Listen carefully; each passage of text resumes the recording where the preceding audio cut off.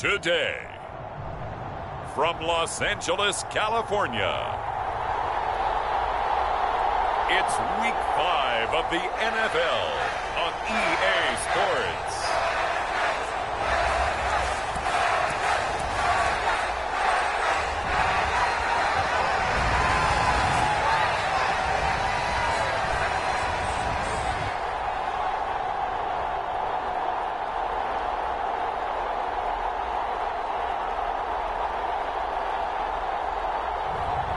It's the Los Angeles Chargers taking on the Kansas City Chiefs.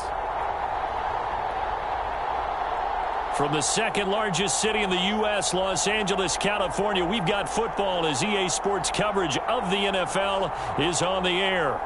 Today we've got a Week 5 matchup in store here, as it'll be the Kansas City Chiefs taking on the L.A. Chargers.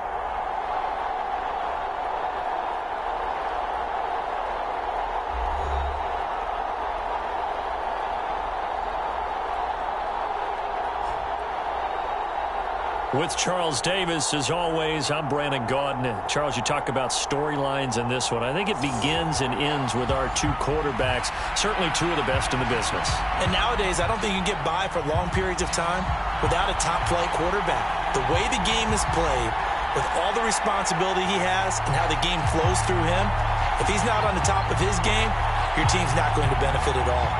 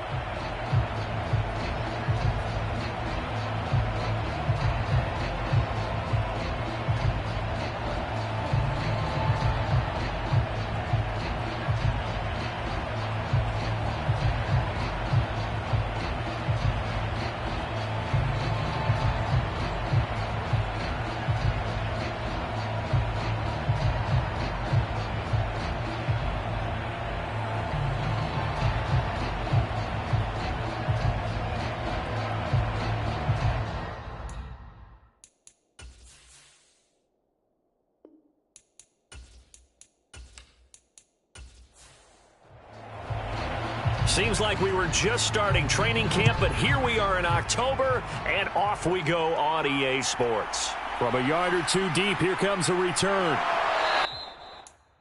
And the decision to come out of the end zone is going to cost him 5 yards as he's taken down right at the 20. The KC offense set to go, led as always by the gunslinger, a former MVP in this league. It's Patrick Mahomes. Well, the silver lining from last week, he played phenomenally, kept the ball clean, and led them to the end zone several times. You know these NFL quarterbacks, though, they trade away all those touchdowns if it meant getting the win. That's his focus this week. Here's Pacheco to begin the drive. And he'll take this ahead for about 4. Second down coming up. The numbers on the ground for Pacheco last week. 14 carries, 121 yards, and a touchdown. And the way they ran the ball in last week's game has to be satisfying to their entire staff because they're seeing not just a back gain big yardage, but they're seeing an offensive line really in sync. They run the option on second down. And, right away, he lost the football. And one of the linemen on the other side has got it. And they will take over at the 26-yard line. And this is one of the dangers of letting your quarterback run the football. Now, look, he goes through ball security drills just like a running back does, but most of the time the quarterback swings the ball away from his body, and in traffic, sometimes they forget to protect it. So excellent starting field position here for the Chargers. And a look at a guy, definitely got a little razzle-dazzle to him. Can do it with his arm or his legs. Their mobile QB. And normally in this spot, we talk about passing numbers from last week, but this time, it's all about the rushing. 3 times he found the end zone in his last ball game. He is a do-everything quarterback, and you have to expect we'll see him call his own number here as well. Opted to run for it. The decision a good one, picking up the first, getting 14 yards on the scramble. This early in the game, it's all about making steady progress downfield, hoping to lead to early points. And you can do it with your actual play calls or sometimes something a little more improvised, as we just saw there. From down at the 12, it's 1st and 10.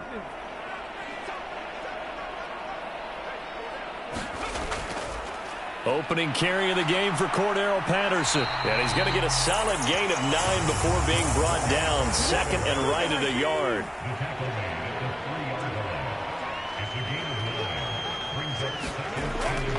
He'll drop to throw. And this is caught. He's got a touchdown, L.A. A great effort there. His 4th touchdown on the year. And the Chargers take the early turnover and convert it into an opening touchdown. A nice throw there by the second-year quarterback. And I don't believe that was the kind of play he would have made as a rookie, because usually your rookie season is a continuation of your college days. A lot of one read, and if you don't have it, you just take off and go. Now he's settled in the pocket a little bit more, reading the field and getting to a second and sometimes third progression. That was a nice play. Extra point by Fairbairn, up and good. And that makes the score 7-0.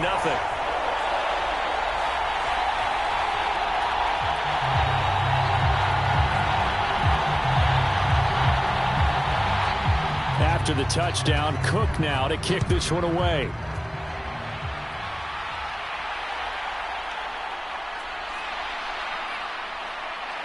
A solid return, pretty good field position. They'll start at the 32.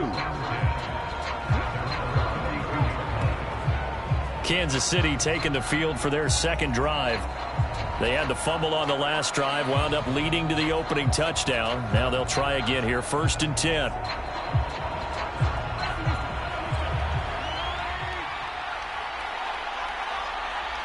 They'll send a receiver in motion to the left.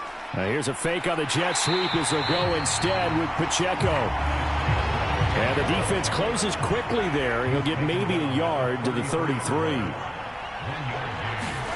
Now Mahomes throwing on second down. He finds his man, complete. That's Stevenson. So the completion results there in 9 yards. And they'll be faced with a 3rd and inches. Well, this defense for the Chargers, they were excellent a week ago in the win over Pittsburgh. And what keyed their victory? The pass rush. Got to the quarterback 6 times for sacks, and plenty of other turbulence in the pocket for him as well. Hard to throw the ball downfield when all you're seeing is opposing jerseys come at you. They'll run with Gibson.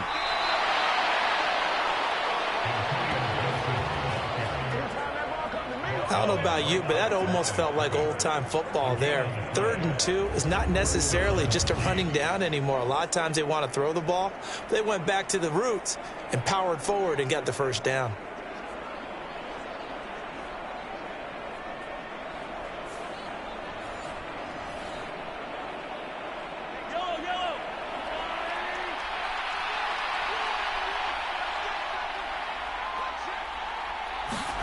On 1st and 10, here's Mahomes. He'll drop this off to Pacheco. And he'll be taken down, but not before he works it past the 50. It'll go as a gain of 10 and a Kansas City first down. Here's Mahomes to throw. Pitch and catch here to Travis Kelce. They'll wind up getting 7 on the play, and that'll make it 2nd down.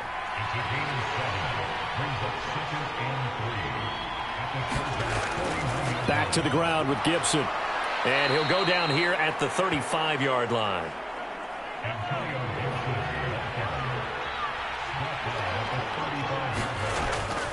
On 1st and 10, here's Pacheco. And he'll be taken down at the 34. Now 2nd and 9.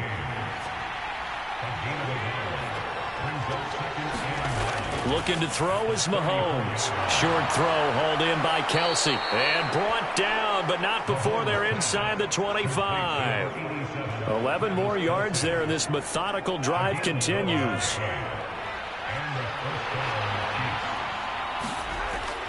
Now a toss left for Pacheco. And he is brought down at the 22 after a gain of 2, and it brings up 2nd down.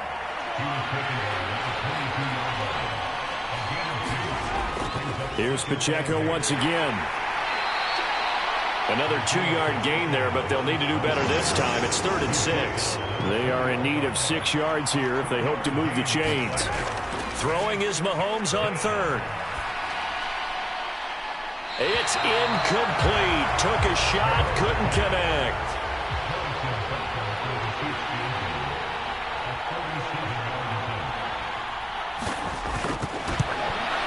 Butker's kick here is good. And they are on the board, but still trailing. It's 7-3.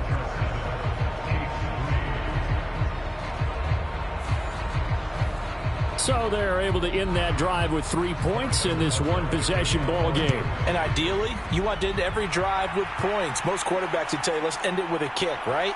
A PAT, that's number 1. Field goal you'll take. Punts, you really don't want to do that. In this case, they'll take the field goal and get prepared for the rest of the game. The Chargers get set to go here for their 2nd drive. This drive here beginning probably with a pair of motivated groups. Remember, the offense scored a touchdown on their last time out, looking to repeat that in Charles's defense. They were very frustrated after giving up 6 the last time on the field. And frankly, it's just a battle of wills. Oh, he tried to fit it in on the slant, and it's intercepted. Picked up by Nick Bolton. And he'll return it to the 24-yard line.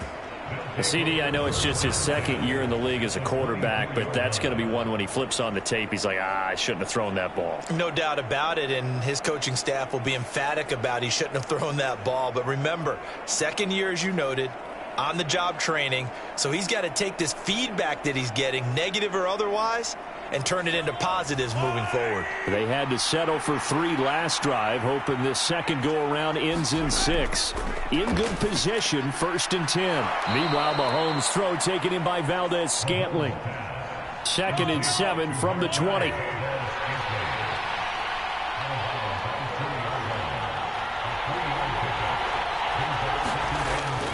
They toss it to Pacheco. And he'll lose yardage here. Going down back at the 28. 3rd down just got a lot tougher. That will officially go as a loss of 7. These guys off the edge are already tough to contain when they're protecting a stationary target. Ask them to hold their blocks when a runner is struggling to find a lane, often an impossible task.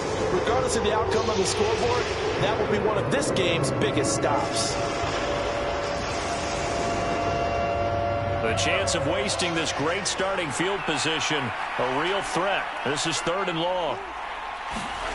To throw, it's Mahomes. That ball is caught. Marquez Valdez-Scantling. They'll get 11, but it'll still lead to a 4th down. Nice job understanding the situation. 3rd and long, kept the play in front of them and made the tackle. They gave up a good chunk of yardage, but it does force a 4th down.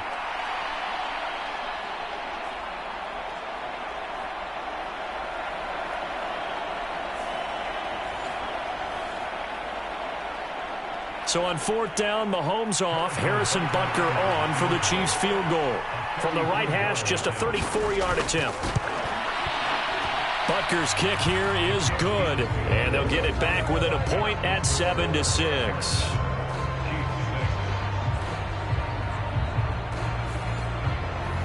So the interception set him up with terrific field position, but 3 points, the end result. Yeah, we can make this one pretty simple, partner. You always want to end drives with points, but that's one that you're going to look back on and probably say, we should have done better there.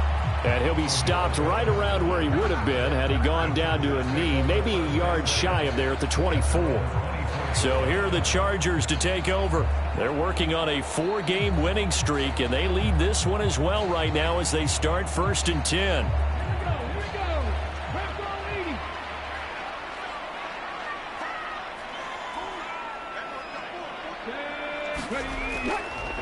A little jet sweep to start the drive. And he's brought down, getting this one up to about the 35. A gain of 11 to kick off the drive, and it's a quick first down.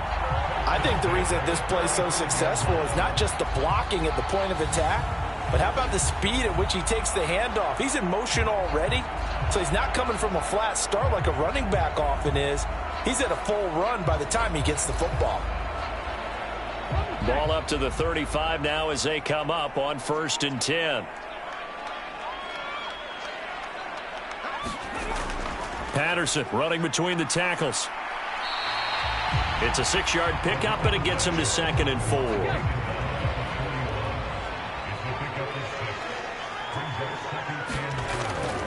Once more, they turn to Patterson. That's a good acceleration there as he's across midfield to the 48-yard line. It's a gain of 11 and a first down, L.A. Charles, they won last week despite him not running the ball well. They told us need to get him going. Runs like that help. And they talked to us about leaning on him because, as you noted, last week they didn't have to. Still won the ball game. They leaned on other people to give them the yardage that they needed, but they really want him to be that guy, and that's what they're doing early in this game. Now they'll switch it up here and look to throw. Finds the open man. It's Mike Williams. And he's got this down a yard or two shy of the 40 before he's out of bounds.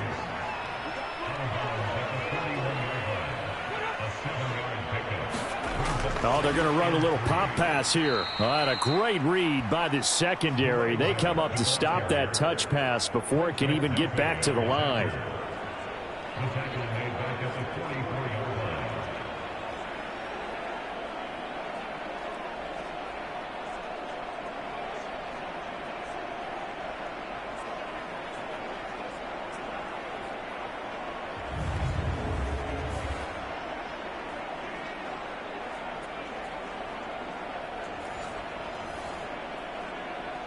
They'll need to get this to the 38. That's where the first down marker is here on 3rd. Now they'll throw here out of the gun. He's got his target. That's complete. And he'll be brought down with a first down as the tackle's made at the Chiefs' 34-yard line. Give him 10 yards there as this offense is on a roll. This drive continues to plunge forward. The Chargers are the perfect 4-0 to start the campaign. They've been playing their best football of the year. Winners of 4 in a row. And I thought that they played pretty well last week. Their execution, their discipline, their resilience, all on display in that victory. From the 34 now, here's 1st and 10. Here's a play fake as they set up to throw. His throw incomplete. Now it's 2nd and 10.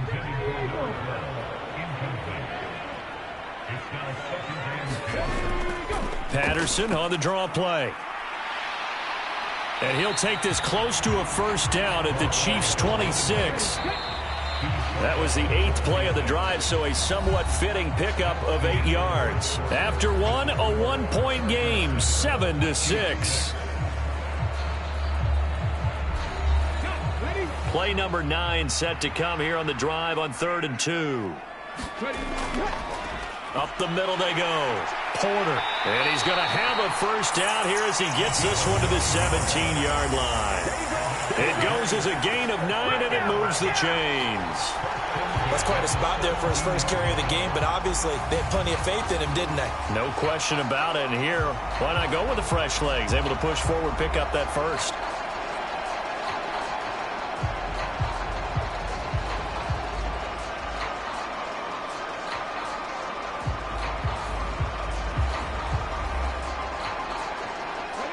So from the 17 now, here's a 1st and 10. Patterson, he'll try it up the middle. Able to power through. And he's brought down just outside of the 10 at the 11. 2nd down and 4. They'll bring a receiver in motion left. Now a fake on the jet sweep, and they'll instead run up the middle. He'll get this down inside the 10 for a pickup of about 3. So they need 2 yards here on third down. Remember, they're already 2 of 2 on third down conversions on this drive. And they'll run on the inside handoff. And he won't have the touchdown, but he will have the first down as he's tackled at the 2. Call it a gain of 7, and it gets him a new set of downs. That's about what you would expect since they're so efficient on picking up third downs in the top 5 in the NFL. It's all a mindset, and I guarantee you it started in the offseason. Third down's important to them. They find a way to pick them up at a very good clip.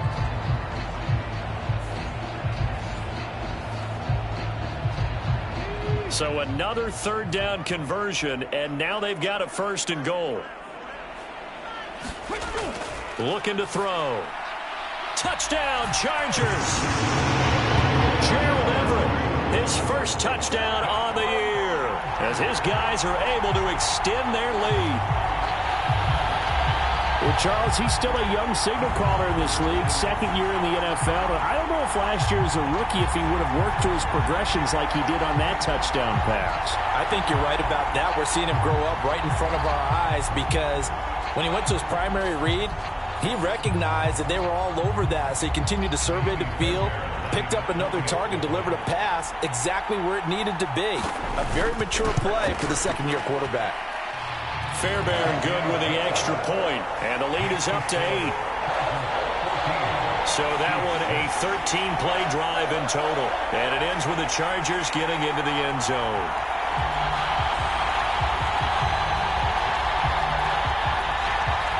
After the touchdown, Cook now to kick this one away. From a couple yards deep, he'll bring it out of the end zone.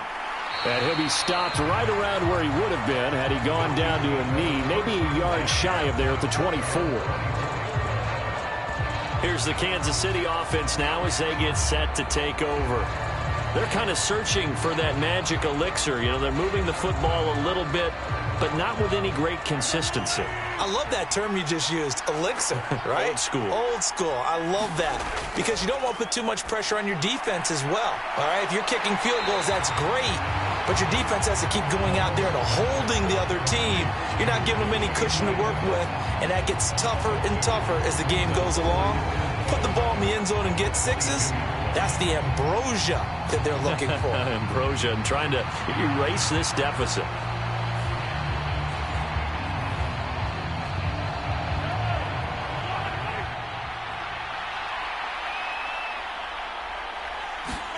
Mahomes going to throw. They'll set up the screen for Gibson. Only a yard there. Sniffed out well defensively, and it brings up 3rd. Right where this set of downs started, they need a full 10 here to pick up the first down and move the chains. And the Chargers rush is going to get there. Down he goes. Credit the sack to Joey Bosa. Okay, I'm not sure you could actually draw a better pass rush than that one right there. Nowhere to go outside. He had to keep backing up and backing up and backing up. Eventually dropped for a huge loss.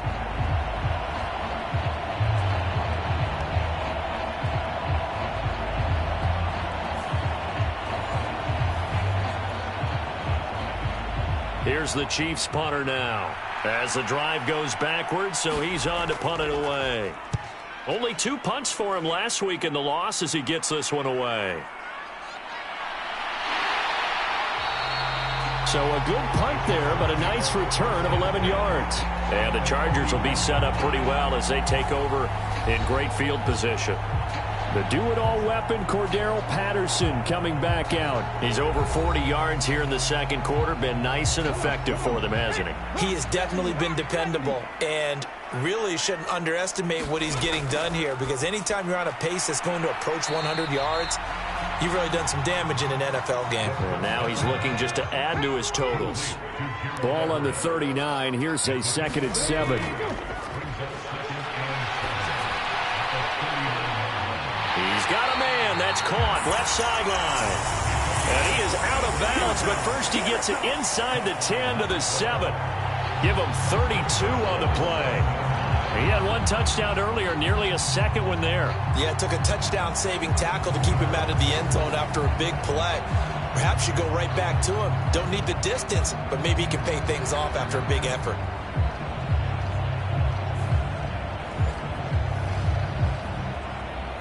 Now a chance to make that big play really hurt. It's 1st and goal just outside the 5. One back in the backfield, he'll get the carry. And a little bit of space there, takes it inside the 5 to the 3. A pickup of 4 on 1st down, it'll be 2nd and goal.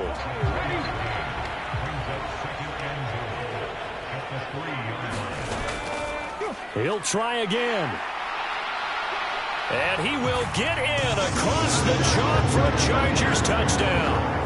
A great play there with his 6th rushing touchdown on the year. And the Chargers go up by 2 touchdowns. Just power football there down near the goal line. Give it to him. He's able to push his way across. Yeah, they went heavy there. Sometimes you have those big offensive linemen come in, have to report like they're eligible. But all they're doing is getting a good stance, blocking, and getting their runner across the goal line. On for the PAT, Kaimi Fairbairn.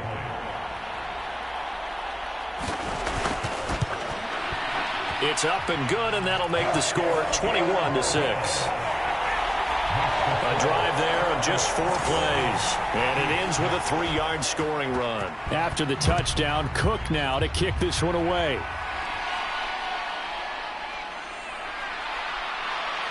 And a decent return out to the 27-yard line.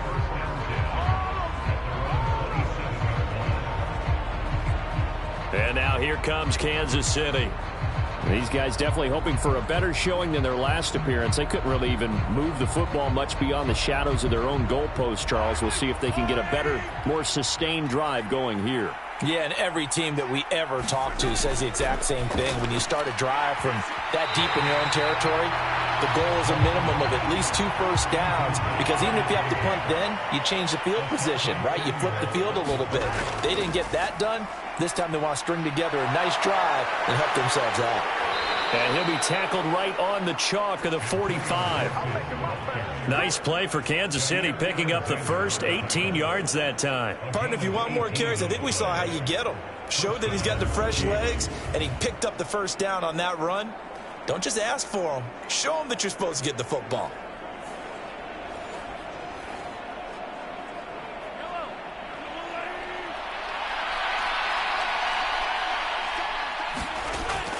On play action, it's Mahomes.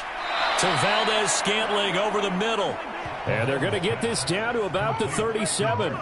Another 18-yard gain. They had 18 on the previous snap as well. Well, this is an awfully tough route to defend in man coverage, because he lines up on the right and then runs a crossing route back to the other side of the field. So as a defender, you're not only trailing him the whole way, you're also looking out for your own guys to make sure you don't get yourself picked off. And then you can't catch up in time to prevent the completion. So from Charger territory now, here's a 1st and 10 at the 37-yard line. Now they'll fake the jet sweep and off play action. Here's Mahomes. Chargers able to get the pressure and bring him down. Joey Bosa, that is now 2 sacks for him here in this first half. Well, that's a big defensive stop there, and it takes away a lot of the momentum from the offense coming off that big completion the prior snap. Give big credit to the defense for bouncing back.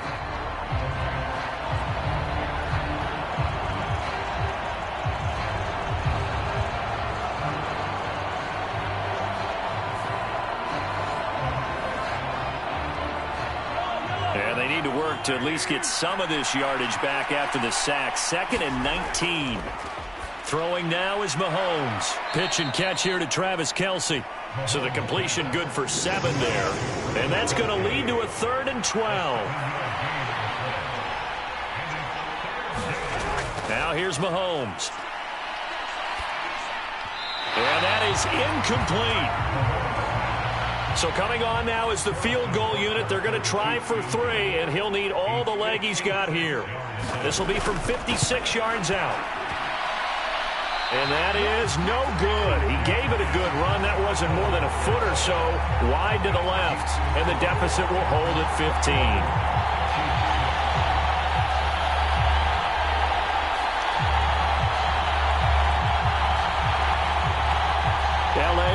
face for its next possession. And they'll just simply be looking to build off the confidence of the last time out where they scored a touchdown. And confidence is powerful, isn't it? When you've scored once, you feel like you can go back out there and get it done again. Doesn't matter what the defense throws at them. They feel like they're in a groove right now, and they want to get out there and show it. Yeah, hoping to stay in that groove here this go-around. And he is met in his tracks behind the line of scrimmage. 2 yards the loss, 2nd and 12. And that's what I'd like to see out of this defense, a little fire, a little toughness. It hasn't been the best first half for them, but they did do a nice job there, forcing a loss on that play.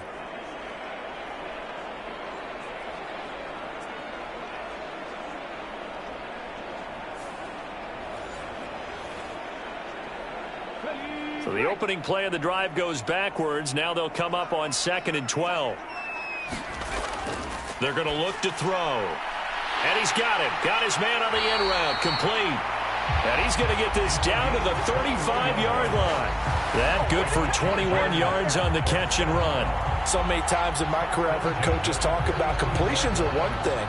But as long as we're there at the catch and we get guys on the ground, we can live with that. But if you're going to give up 10, 12, 15 yards after the catch, then your defense is going to be in a lot of trouble.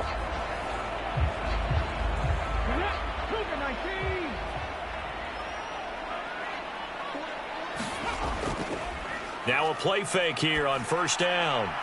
That's going to be caught. It's Palmer. And all the way inside the 15 before they drop it. Chewing up big yardage. Another nice gain there. This one goes for 20. And defensively, they were in zone coverage there. Do you have to be a little careful? You're losing playing against a good quarterback like he is to not play too much zone? Yeah, you have to be careful about how much time you're giving up. I think it's a good point you just brought up. So maybe if you still want to play zone, you go to a zone blitz scheme. And you can drop anyone out of your defensive front. Defensive end, defensive tackle. It doesn't matter. You just exchange someone to bring more pressure towards the quarterback and still try and cover downfield. And he's brought down just outside of the 10 at the 11. 2nd and 7.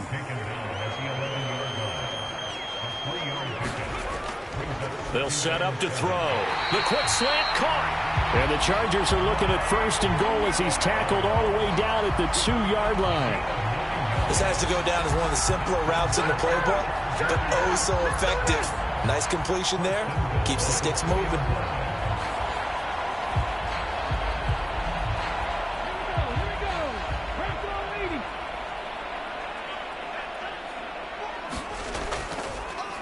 They'll try and run for it on 1st and goal. Nothing doing there. They're going to wind up holding him at the 2. 2nd and goal, and they will try again from the 2-yard line.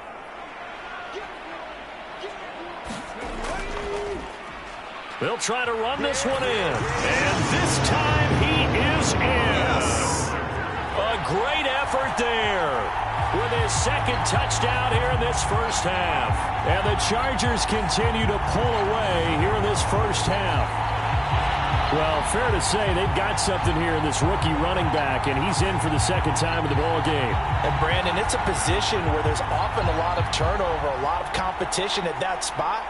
But he's proven to them that he wants to be the bell cow guy that his franchise can rely on. Fairbairn now to add the extra point.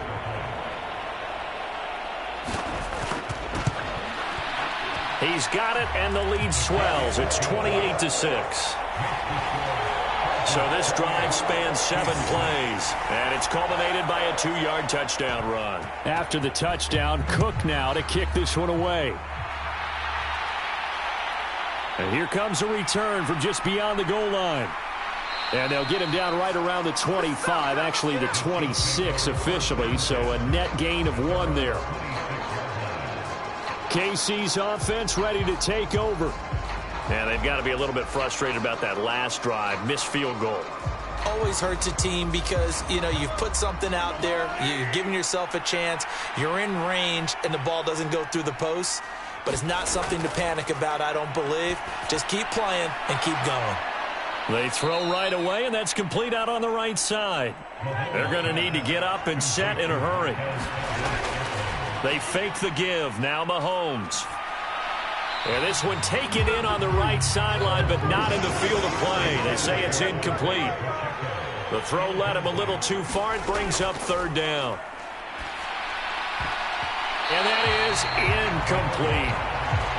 Sometimes it's just not your day. There's another failure right there on third down. Here's the Chiefs punter now, as he'll punt it away for the second time.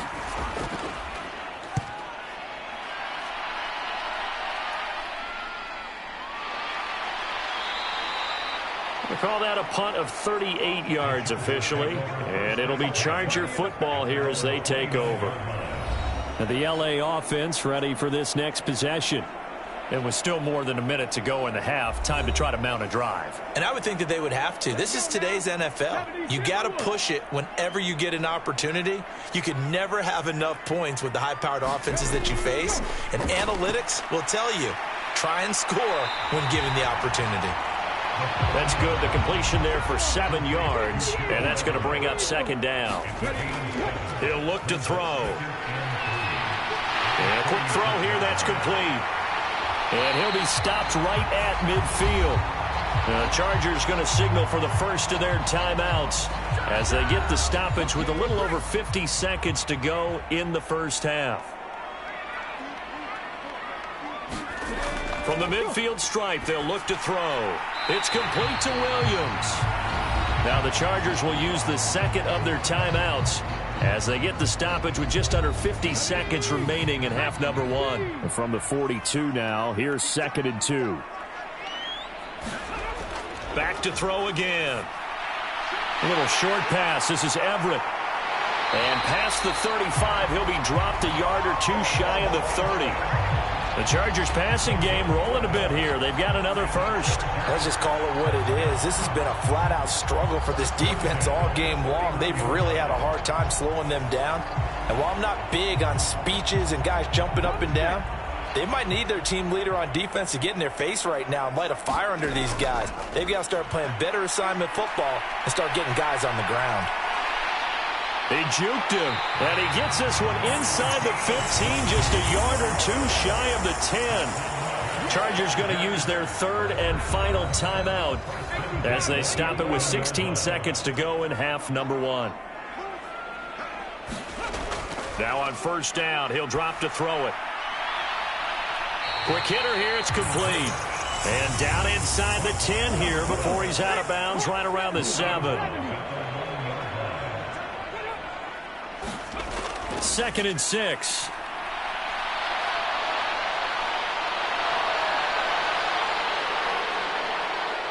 They still can't get it. And the stop will come inside the 5 at the 4. So we reach halftime in what's been a fairly one-sided game so far.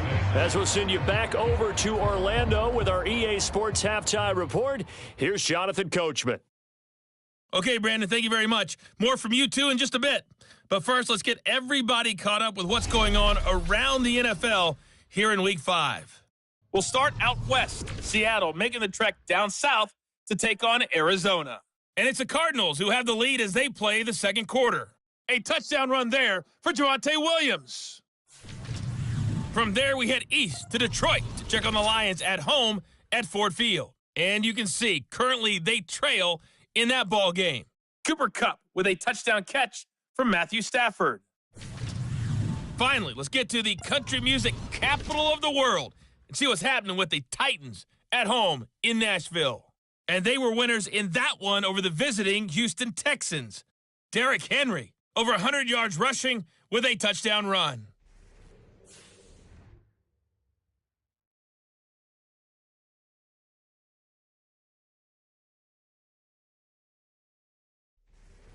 All right, Coach, thanks very much. Fine work as always as we welcome you back for quarter number 3. So the Chargers will start the second half with the lead and the football as we're underway in the third quarter. Cordero Patterson to return it, bringing it out of the end zone.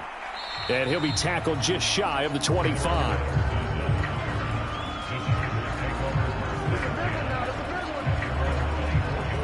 The Chargers getting ready to go here to start this third quarter.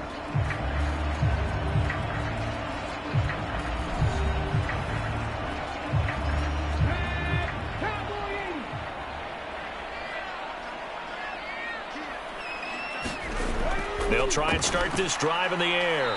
Slant route going to be caught by Palmer. And he's tackled a yard short of the marker. Good gain of 9 on first down. 2nd and 1. A little short pass. This is Everett.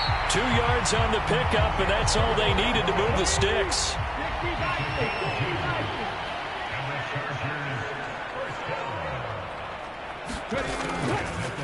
Now a give right side. It's Porter. It's a 6-yard gain on the ground, and that'll make it 2nd and 4.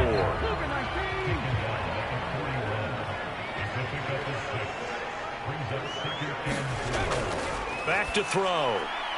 This is caught by Williams. It's a first down, his 4th catch of the game after having 3 in the first half.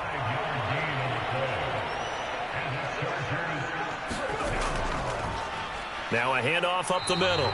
Porter. And they'll get this just to the 47. 1-yard gain. Ball on the 47-yard line. Here's 2nd and 9. They'll set up a throw. Over the middle, it's complete. And he'll be brought down with a first down as the tackle's made at the Chiefs' 39. The Chargers' passing game rolling a bit here. They've got another first. And while we may be looking at the scoreboard, this offense certainly is not, because they're showing no signs of backing down, even with a 3-score lead here in the 3rd quarter. I think they keep taking their shots. They've seen blown leads happen throughout this league. They don't want to fall victim to it themselves. They'll run on first down. It's Porter, and he'll manage to pick up about 4. It's 2nd down.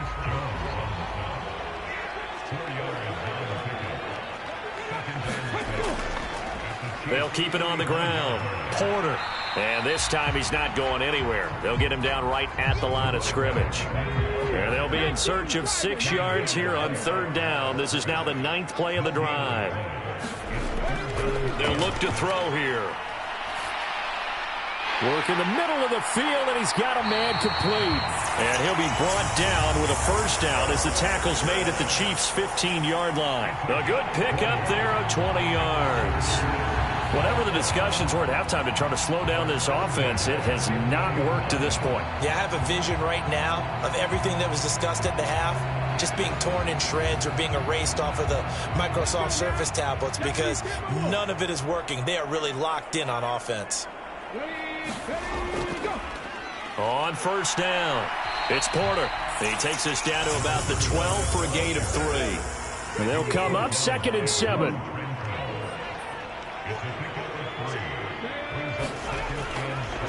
Up the middle they go. Porter. And he'll be dropped at about the 11 after only a yard. Here's 3rd and 6. He'll look to throw. Throw right side, complete to Williams. And they get him down about 2 yards shy of the line to gain. A 3rd down pickup of 5. If this were baseball, we'd call this small ball. Instead of pushing it downfield, they throw a short pass trying to pick up the first down, but the defense rallies to the football and stops him short, bringing up a 4th down.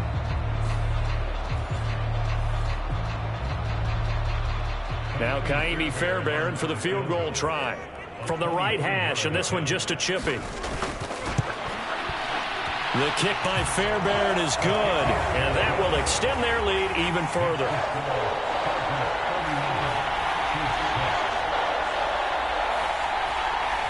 So he's been automatic to this point of the season, and he connects on the field goal there. And what a luxury it is to have a kicker you can depend upon, partner, because he hasn't missed all year long. Converts on that one as well. And kudos to you. You didn't jinx him. And he won't quite make it to the 25. So here's the Chiefs offense ready for their first reps in half number 2. CD, they certainly know the hole that they face as they begin the second half. They have to do what precious few teams have done in NFL history. And that's try to come back from a 4-possession deficit. And, partner, you know, as that team gathers, they're saying to each other, you never say never, right? Because if you're on an NFL roster, That's how you have to think. You can always come back and win a ball game. And let's face it, we saw a certain Super Bowl, a 25-point lead late that wasn't enough to put someone away. But that being said, this task is near impossible. Let's face it. And bottom line is, it officially becomes impossible if this possession is an empty one. Throwing on first down is Mahomes. Oh, this one incomplete. The pressure got to him as he released it. And it's second down. Now Mahomes. Over the middle, he gets it to Gibson. And this winds up a gain of 4 to the 41. Now a 3rd and 6. Mahomes now to throw. Able to find the open man. That's complete. And he will have a Chiefs first down as they're able to get the 3rd down conversion. Well, part of their struggles in the first half was their inability to convert consistently on 3rd down. But how about this well-designed play? Gave himself plenty of options and able to get the hook up and keep the drive going.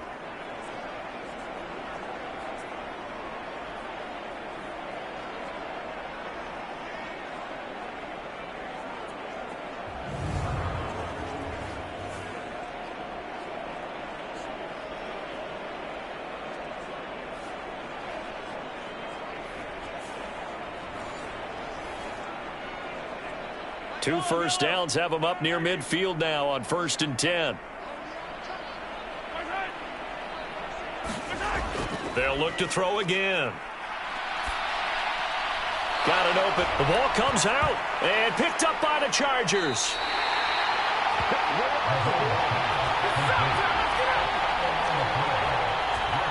A lot of talk this week about ball security. In fact, they added an extra period in practice to be more secure with the ball. It didn't work out there. Well, sometimes you just get overexcited during the game. You may all of a sudden make your catch, see some open field, and decide you're going for it, and not realizing that danger lurks while you're doing so. And there's your end result right there. Chargers in good field position to start out. 1st and 10 at the 40. They'll start this drive out on the ground. 5 yards is the tally on 1st down. That brings up 2nd and 5. Now back to throw. They'll find Everett there, complete. And they're going to get this to about the 44-yard line. They call his number again. It's his 6th catch and a 1st down. And if anyone thinks they're just going to tuck their horns in and pull back off the throttle a little bit, you can forget it. Even with this big 3rd quarter lead, I think this team's going to continue to take their shots downfield, and there's another completion. So 1st and 10, and if they score on this drive, might have to start digging in our second half blowout material. And he'll go out of bounds after taking it a little further down inside the 40. So from the 37, here's 2nd and 3.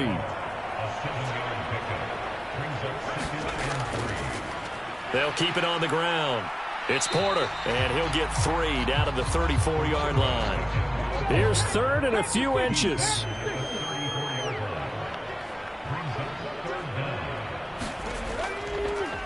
Now a handoff up the middle. Porter. And he is going to have the Chargers first down as he's able to get about 3 that time on 3rd and inches. And that's why you spend a first-round draft pick on a running back. Not for just the fancy runs, but these dirty, gritty 3rd and 1s, 3rd and 2s. That's why you draft him.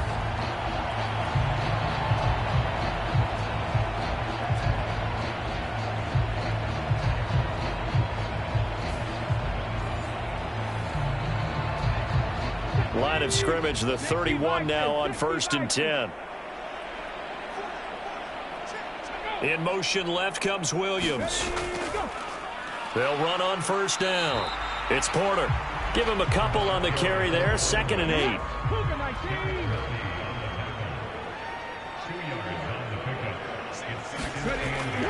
Now a shotgun snap as they'll look to throw.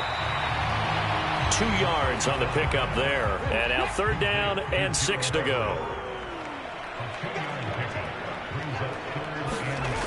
On 3rd down, he'll drop to throw. Pass taken in by his big tight end. And he'll be brought down with a first down as the tackle's made at the Chiefs' 13-yard line. We have played 3 quarters. This is the National Football League on EA Sports. Back now at SoFi Stadium in Inglewood. From the 13 now, they work on 1st and 10. It's Charger football, and they've got the lead as well as we begin the 4th quarter. And here he'll get it down to the 7. 46 yards rushing for him now to this point. 4 yards to go on 2nd down from the 7. And he'll be brought down right on the edge of the goal line at about the 1-yard line.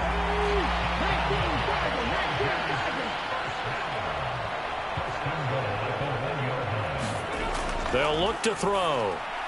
He finds his receiver, Williams, for a Charger touchdown. A 1-yard touchdown pass. And the Chargers are well on their way to a 5-0 start as they extend their lead. When coaches come into a game preaching total team effort, CD, I think this is the type of ball game that they're dreaming of. It was pretty apparent early on that they were clicking in all 3 phases. It's been fun to watch. Yeah, sometimes in the NFL you end up with matchups like we've been watching here. And when you go back to the early drives, you can just see that one squad was on a different level in this game. Safe to say, we haven't been disappointed in watching their execution throughout this contest.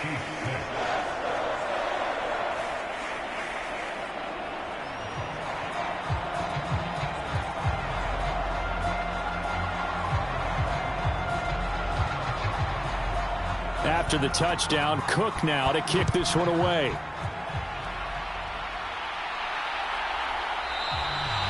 And no effort to bring this one out. It's a touchback. The Chiefs ready to rock again on offense.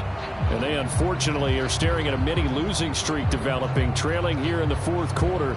This would be their 3rd straight defeat. Mahomes will lead the Chiefs up 1st and 10 at their own 25-yard line. They'll come out throwing here to start the drive. Open on the left side. This is Valdez-Scantling. And he'll get this up past the 25 before he's out of bounds. So just 3 yards on the completion there. And it's 2nd down. They like going to him in the slot. He catches another one. I think this comes under the heading of until they stop him, why not go back to him? He has something going really well. Great working relationship with the guy throwing the ball, and they keep making the connection. His favorite target, Travis Kelce, the intended receiver. And it'll bring up 3rd down. To throw, it's Mahomes. Had his hands on it, couldn't bring it in. Pretty symptomatic of how this game's been going. They lead big, and a major part of that has been how they've taken their play to a whole new level this 2nd half. No points allowed since the break, and you can add another incompletion to the total number that they forced in this runaway contest. And they're indeed going to go for it here on 4th down. So trailing here in the last quarter, let's see how this plays out. Now Mahomes got to have this one. High throw, but the catch is made. No reason not to try it there, and they do indeed convert on 4th. Well, give them credit. They're going to stay and fight this out to the end. 4th down, you've got to go for it. And they not only convert, but pick up some good yardage as well.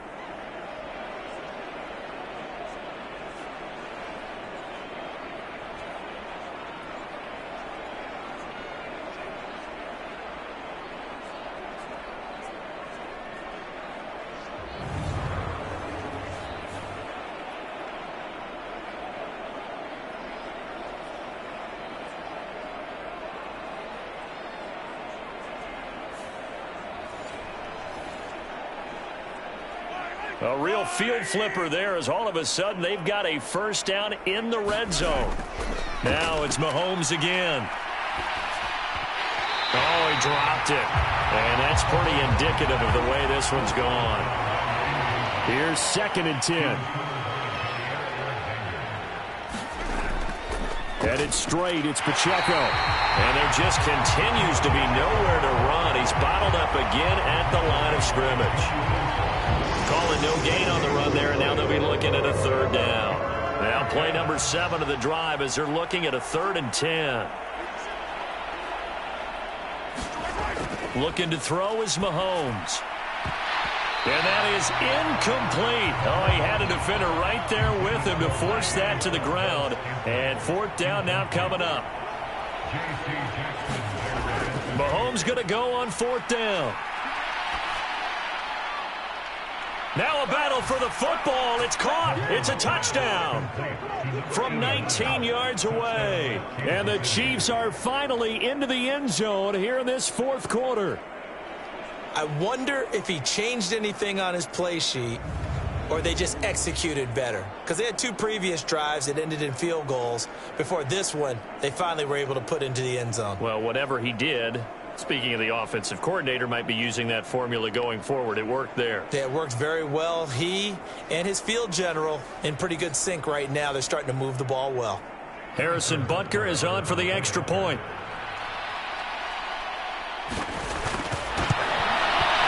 And that will cut this lead down to 25. So that drive in total 8 plays. And it winds up with the Chiefs hitting pay dirt.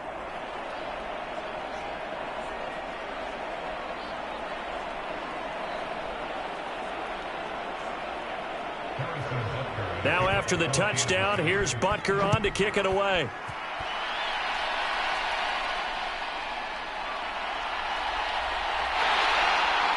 And a nice return sets him up pretty good here right at the 30-yard line. And now out on the field, here comes Los Angeles. And this crowd has certainly liked what they've seen. Their guys fully expected to win this one coming in, and they have not disappointed as they've got the big lead here in the 4th. They'll start on the ground here on 1st down. And he gets this to the 35. Good for a gain of 5. Ball on the 35. Here comes 2nd and 5.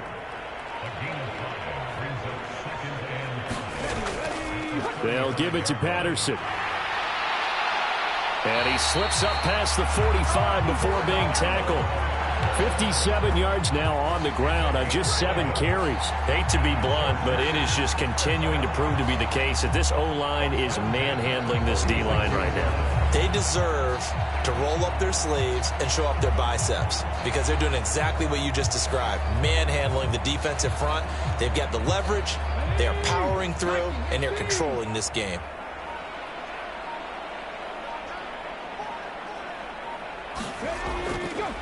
On 1st down, Porter. And they'll get this just to the 47. 1-yard gain. Brandon, I've got to think this offensive line has got some smiles on its faces. And I know it sounds crazy, but they practiced for this back in training camp. They knew they'd be in situations where it'd be extra defenders in the box coming after them, trying to keep them from locking down a game. Right now, they want to show the world they're up to the challenge. Now this offense on 3rd down today, they've been excellent. 6 for 7. This is 3rd and 7. And that incomplete, nearly intercepted. And remember, he had his hands on one earlier, had 1 pick. It could have been his 2nd, but instead it's 4th down. Cook now on to punt as he gets this one away. You rarely call your punter a weapon, but he certainly was there. How about that? Pinning him down at the 1-yard line and helping out the defense in a big way. I'm telling you what, if I'm a defensive coordinator, I might be thinking safety right now. And Kansas City's offense now set and ready to go. Well, we said it at halftime that they would need a nearly perfect second half to erase that deficit that they were facing, CD. But unfortunately, the second half has pretty much been a carbon copy of the first. Yeah, that early lead was almost insurmountable the way their opponent was playing. And, partner, they do have some good news, though. This one is getting close to being over, and they can try and hit the reset button starting tomorrow. Trying to find some space to operate, and now they'll have it. A gain of 12, a big 1st down to get away from the end zone. Well, that was definitely a surprise there. Handed to the big guy on 1st down. Heck, the first play of the drive. And when you see him get to the 2nd level, as a former safety, I can just tell you, your eyes get really wide because you know you've got a lot to deal with at that point. So a little more space to operate now. 1st and 10 from right around the 12. Here's Mahomes to throw. And he will find his man on the end route. Complete. And able to get it across the 20 before they get to him.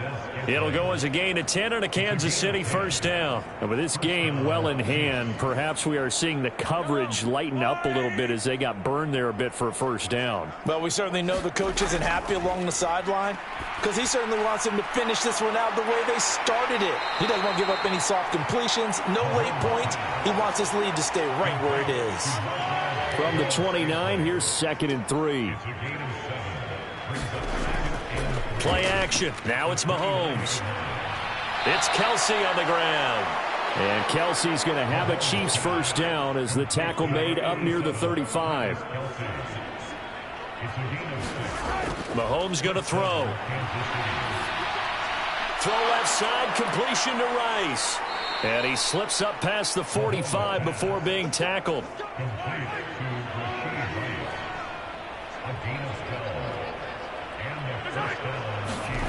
Again, they'll throw with Mahomes.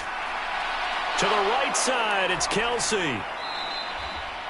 That'll go for a gain of 7, and it'll be 2nd down. You got the big lead defensively, willing to give them that underneath stuff, right? And this is why you work on your tackling. Tackle them after the catch, inbounds, keep the clock running. Just go ahead and bleed the game out that way. Mahomes to throw on 2nd down. Throw out wide is incomplete. The 8th play of the drive coming up. It's 3rd and 3. Now here's Mahomes. He's got his target. That's complete.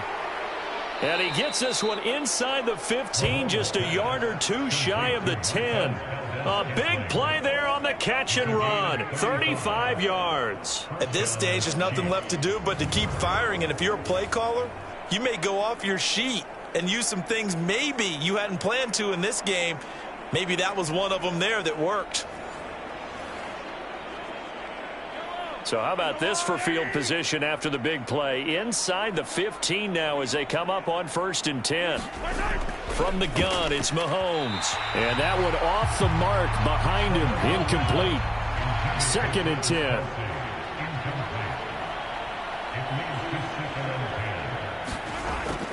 They'll run out of the gun with Pacheco. And it's a fumble. And picked up by the Chargers. And a big turnover there as his guys will get the football back. And I don't know that that fumble is going to matter a whole lot. You look at the deficit here in the 4th. It doesn't matter. The coach on the sideline still scratching his head. Yeah, not only scratching his head, but probably writing a note or two about, we're going to address this come practice next week because maybe that's the reason we're down this far. Doesn't matter at this point, but being sloppy throughout the game, not going to help. And now before the ball changes hands, they're going to take a look at this just to make sure that they have it right. Now the question, was the knee in fact down before this ball comes loose? And is the video convincing enough to overturn it? A lot of factors here. Remember, you also need clear possession of football afterwards. This is a tough one to overturn.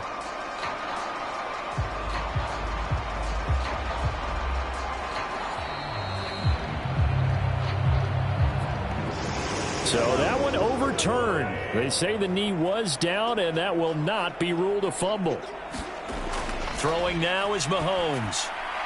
And that is caught for the touchdown, Kansas City.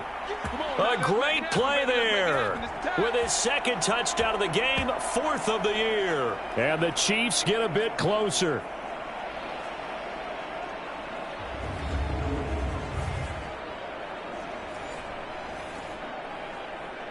Butker now to add the extra point.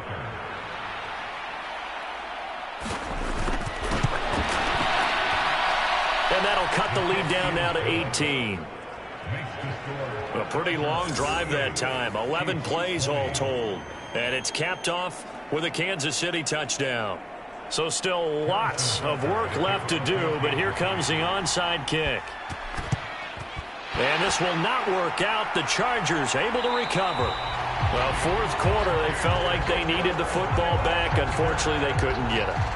And I know we brought analytics into the game, and someone has said here that the data says that when a team's expecting an onside kick, 80% of the time, the team expecting it, they do actually recover the ball, which is what we saw here. I just wonder if that number is much more of a anecdotal type of a number. Kind of like when the coaches tell us, well, when you score on special teams, 93% of the time you win the game. I'm still waiting to see that number is empirical.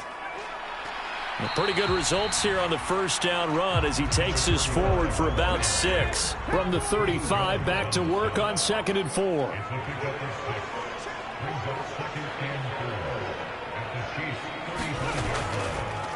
They'll keep it on the ground. It's Porter. And this time not quite to the 30. It'll be down at the 31-yard line.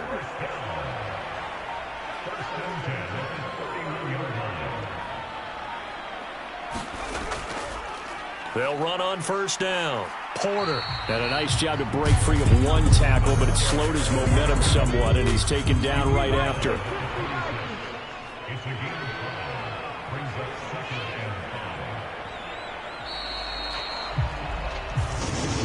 So this one's over. It's in the win column for the L.A. Chargers. And this coaching staff, CD, I think you'd agree, pleased with this overall effort. Oh, I think they're more than pleased, right? They've got to look at each other like, wow, we just pulled this one off in a big way. Great job of motivating. Even better job of game planning. They were facing a top 10 defense, so they had to make sure that everything was buttoned down, and they had it ready to go, and their guys executed. Yeah, they were concerned not only about moving the ball through the air, but also on the ground. But both really started to come in sync. So for Los Angeles, their strong September has carried over to October as they move to 5-0.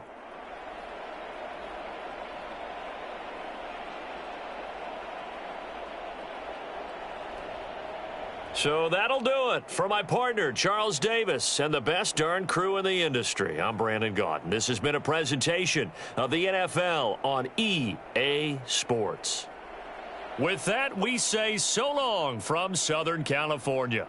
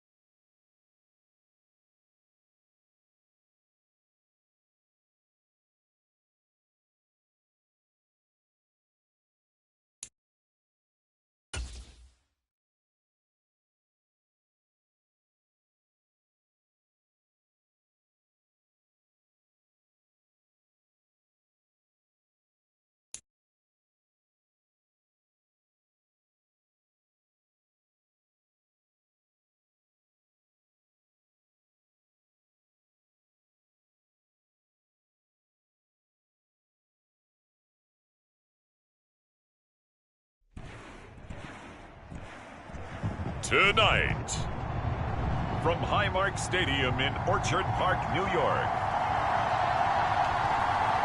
it's Sunday Night Football on EA Sports.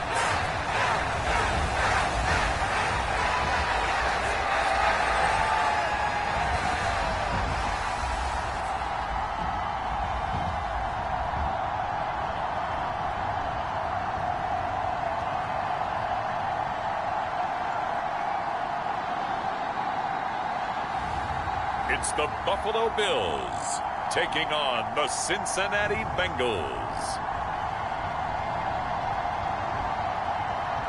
Autumn has come to upstate New York. Fall colors abound, and we welcome you inside Highmark Stadium here in Orchard Park. Tonight, we've got a great Sunday night matchup on tap, as it'll be the Cincinnati Bengals taking on the Buffalo Bills.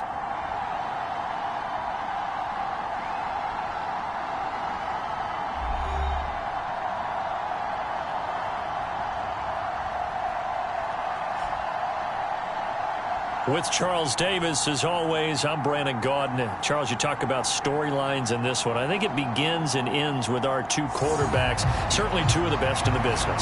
And nowadays, I don't think you can get by for long periods of time without a top-flight quarterback. The way the game is played, with all the responsibility he has and how the game flows through him, if he's not on the top of his game, your team's not going to benefit at all.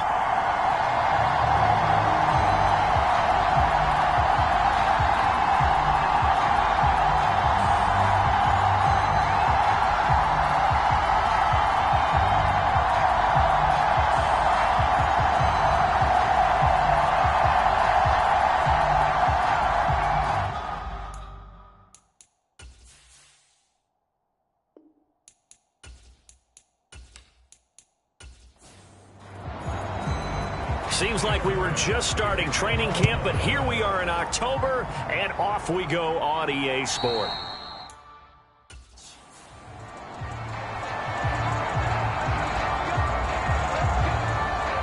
Here come the Bengals now to take over.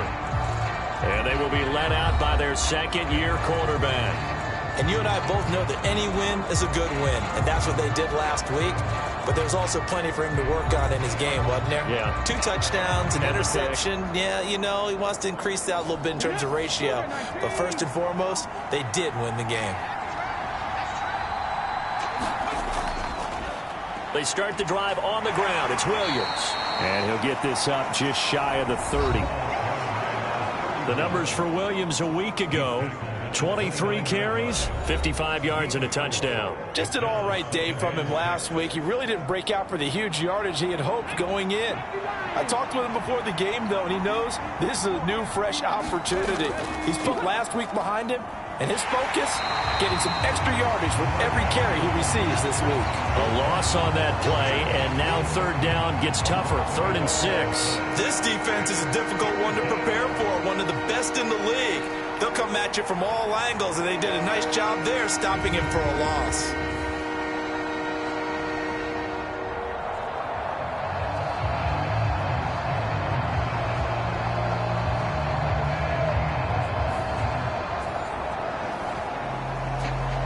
This defense looking for an early stop.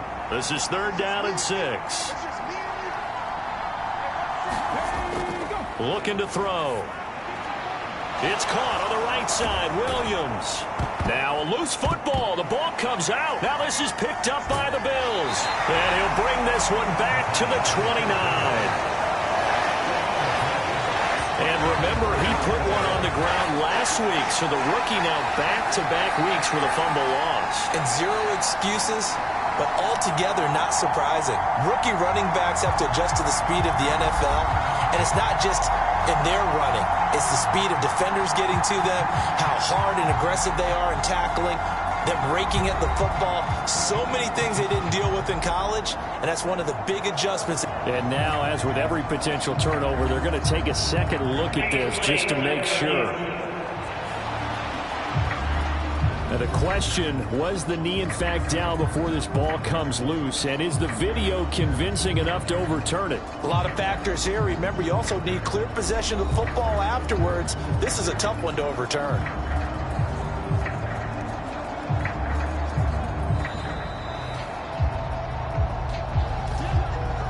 So that one overturned. They say the knee was down, and that will not be ruled a fumble. Now a play fake here on first down. And this will be stopped at the 44. That one good for 7 yards. From the 44-yard line, here's second down and 3. From the gun, it's a run for Williams. And he's stopped after a gain of 1. Not enough. Still a yard to go on third down. So they just need 1 yard here to pick up the first down. They'll try and run for it. Here's Williams. And he's got a Bengals first down as he'll get this up to about the 42. They did tell us they wanted to establish the ground game early, didn't they? They did, and a small sample size that we've seen so far, but pretty good return. Yeah, you got to like that. They've strung together a couple of first downs, established what they wanted, the running game. And guess what? They also got their lead guy running it pretty well, too. So first and 10 now in Buffalo territory at the 42-yard line.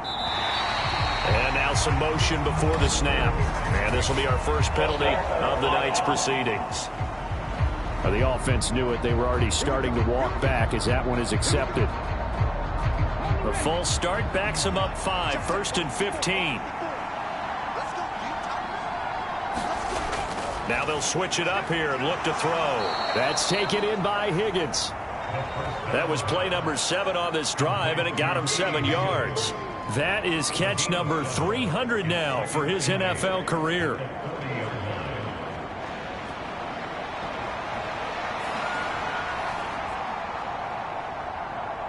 This is second and 8.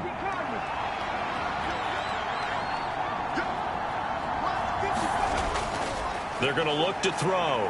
Buying time to his left. And now look at this. Big gain, but a fumble. Now this is picked up by the Bills. And he'll get this back to the 32-yard line.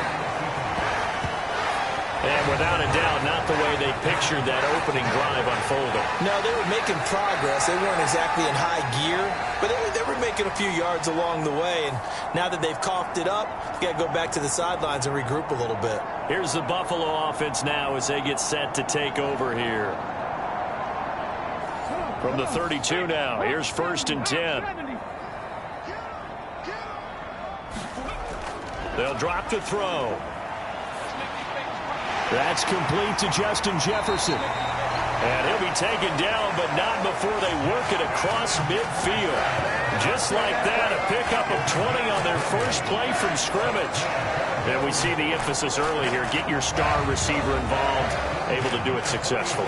Not a bad start to begin with, that's for sure. And to me, this play says our guy is better than your guy's. Because, you know, a player of his stature, he won't just be single covered all game long. It's going to involve multiple people. And right away, they told the other team, guess what? He's just better. Now a nice play defensively on first down as this is knocked away and incomplete. He'll try again with the arm here on second down. And that nearly an interception here on this opening drive, but he gets a reprieve. It's third down. You talk about this Bengals defense. They were very solid last week in the victory over Baltimore. And what I saw on film was nearly an unstoppable pass rush. They had 5 sacks last week, plenty of hurries. So now do you just max protect on offense, keep everyone in and run, 1 or 2 receiver routes to make sure your quarterback stays up? We'll soon find out. And he gets this only to the 44-yard line. Not near enough to keep the drive alive. They'll give him 4 yards there, and that'll bring up fourth down. And forget about the run to set up the pass. They're just coming out throwing. Forget trying to set anything up. They feel like they have the advantage. They feel like they have the matchups, and they're just attacking right now. Yep, going to the air on the opening drive.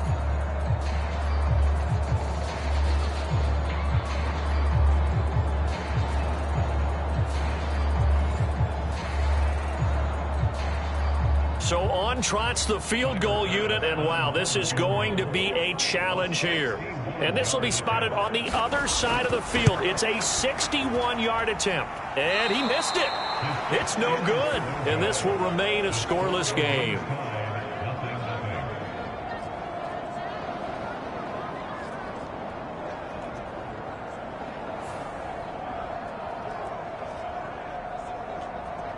Cincinnati coming back onto the field here for their second drive. And a fumble last time. Ball security. Talk about it all the time in the National Football League.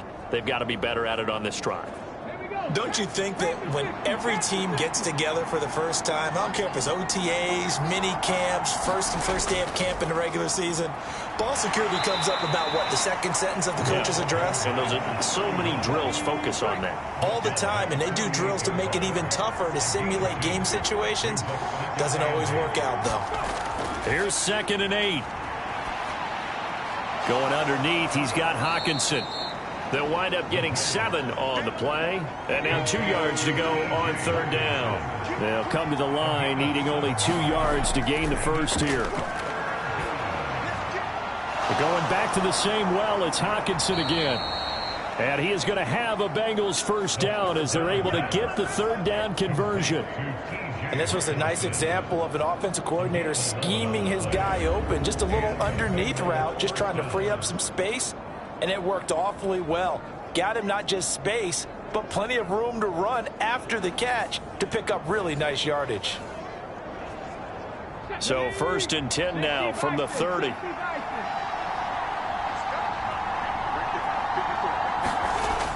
He'll look to throw. Able to find Higgins. So the completion good for 7 there. And that will bring up 2nd down. We've seen quite a bit of the short passing game here early on first quarter, haven't we? We have, and I think it works a couple of ways for this team because, number one, you throw the short game until they stop it. And if they're not going to stop it, you keep throwing it, and occasionally you'll break a tackle and turn it into a bigger gain. Also, if they start to creep up, start to pressure receivers, now you go over the top, take it deep, and now you get some of those big shots downfield.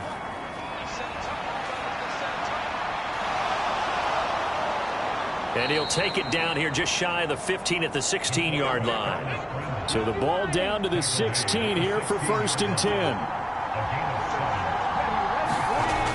They'll set up a throw. And that is incomplete. He couldn't hold on through the contact. Brings up 2nd down.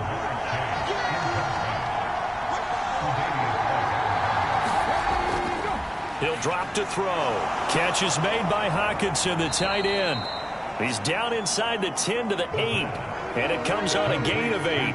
They're trying to keep the drive going. This will be play number 8. It's 3rd and 2. Back to throw here. And he'll be taken down, but he does have first down yardage. 5 yards on the scramble, and that's enough to pick up the first. Brandon, that's a gamer move right there. Facing 3rd down, steps up, calls his own number, and nearly makes the house call. If I'm the coach, I let him take another one right here. Give him a chance to be the first one to hit the end zone after that effort he just gave him.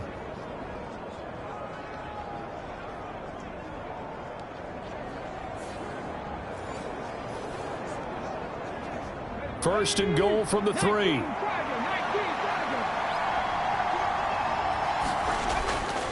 Here's a play fake as they set up to throw. And he's got it. Touchdown, Bengals. A great effort there. His first NFL reception goes for 6. And the Bengals have taken the early lead on the road here in Buffalo. One of the keys to their long winning streak has been scoring first. An ideal drive right there, getting the first 6 points of the ball game. Do you go back to our meeting with the offensive coordinator? Remember what he told us? Absolutely. With some teams, I script to probe in the early part of the game. Other teams, I script to attack. They've been in attack mode for these ball games and continue that in this one. Extra point by McPherson, up and good. And it's now a 7-0 game. So that drive consumes 9 plays all told. And it's finished off with a Cincinnati touchdown. After the touchdown, McPherson on to kick this one away. And able to take it past the 25 and up to the 28-yard line. So here come the Bills out for their second drive. And they were in field goal range the last time out but couldn't connect. and it's early in the game, so I don't think that the confidence just goes entirely out of, running your kicker back out there. But let's face it, some coaches have a little bit less patience for that than others. Let's see if they call the game differently now in terms of what they do on drives and not try and settle for field goals. An excellent way to start the drive there, 18 yards. I don't care who you put on him, he's going to be a handful in one-on-one throws. Yeah, right now, you're right. They're in man-to-man, maybe need some safety help. I would say that'd be a good idea. Double team him somehow. I'm going to have to make someone else beat me rather than let him shred my defense. The big play to start him out has him at the 45 already. Now a first carry for the brother of Dalvin. It's James Cook. And not a whole lot of room to operate there on the first down run. He gets maybe 3. There are the numbers for Cook from a week ago. There isn't a coach alive who wouldn't like those numbers. Well over 100 yards and a touchdown, too. Partner, I think all the coaches who are in that great coaching box in the sky would take those numbers. So dead or alive? Either way, they would take that kind of production. And he's taken down at the 50 after a short gain of 2. They'll need 5 on this play to move the sticks. From the midfield stripe, they'll look to throw. And that's going to be incomplete. The contact there enough to jar that ball free. And it brings up 4th down. And I don't think this has the carry. It does not. It's no good. And this will stay at a 7-point game.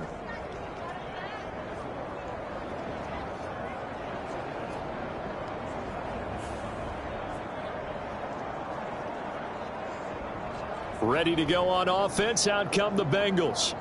They've got a 7-0 lead in the football as well as they start out 1st and 10.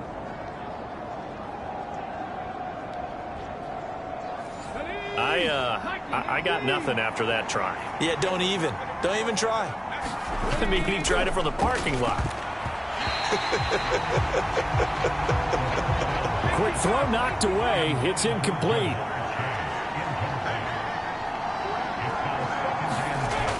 And 2nd and 10. He'll look to throw again. And that'll be incomplete.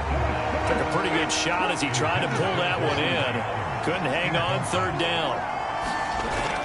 He'll look to throw. Pass over the middle tipped, but he still brings it in. And he can only get this to the 42-yard line, and that is not near enough.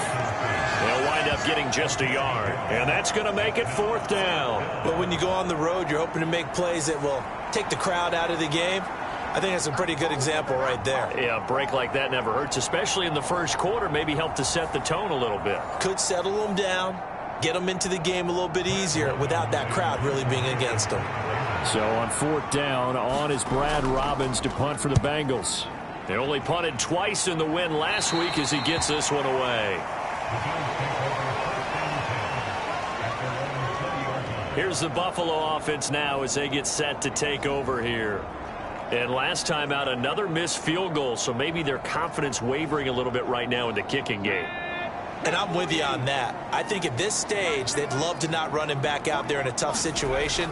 But let's face it, they may have to. So right now, the head coach is talking to the offense coordinator and saying, call this game like we're going to put it in the end zone. Let's try and take the field goal out of it.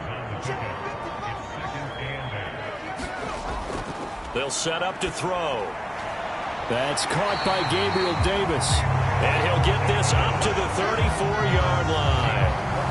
First catch for him. It's good for a dozen and a 1st down. To win any route, you've got to break down the defender, and that's exactly what happened here on this really nicely executed curl route. After 7-0 on EA Sports.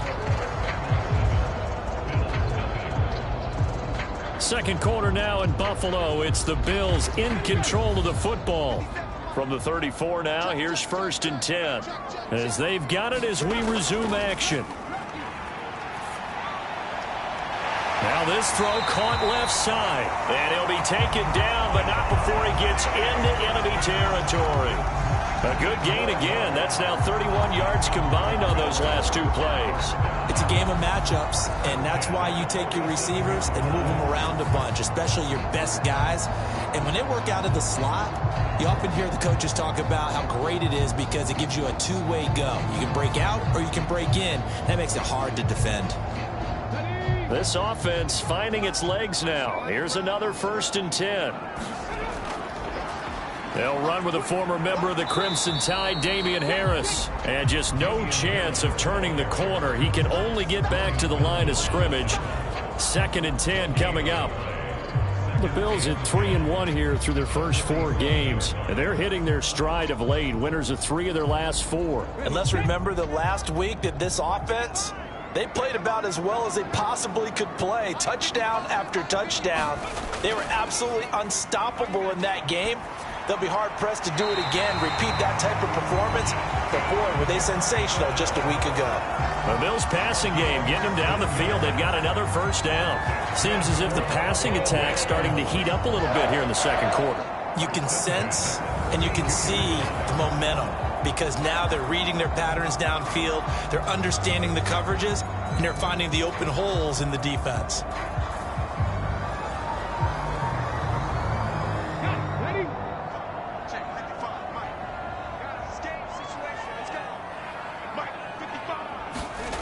They'll look to throw here on 1st down. He's got the hook up with Diggs. And they'll work it inside the 15-yard line before it's all said and done. Another strong gain on the last 2 plays. They've moved it a combined 33 yards. Boy, everything clicking on this drive. He's 4 for 4 now, and that throw, maybe the best of the bunch. This offense is really humming, and they pick up another 1st down.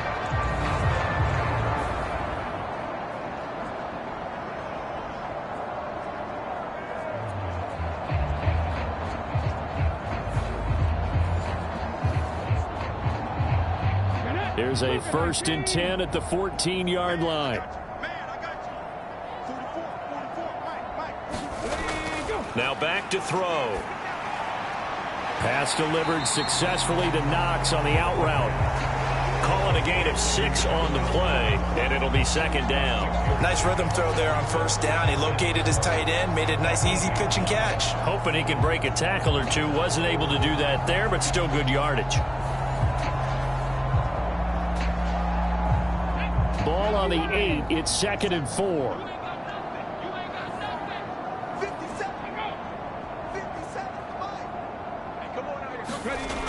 They'll stick with the passing game as he looks to throw. Now the pressure gets there, and he goes down just inside the 20 at the 19. The Clemson product, DJ Reader, got in for the sack. And that's their first sack of this game, but how about last week? 6 sacks. Great coverage downfield, which helped that pass rush. They are really working in sync right now.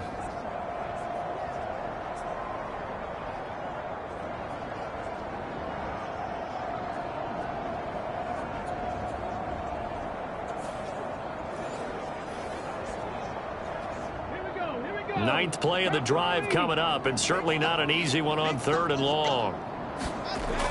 They'll look to throw here. Under pressure, and they got to him again. There for the sack, B.J. Hill.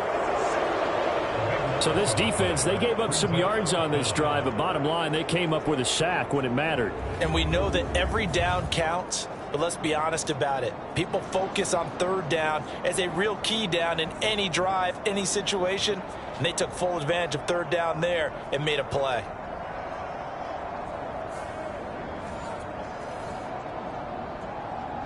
So on 4th down, out is Tyler Bass in the Buffalo field goal unit. It'll come from the right hash. It's a 47-yard attempt. The kick by Bass is good. And they are on the board, but still trailing. It's 7-3.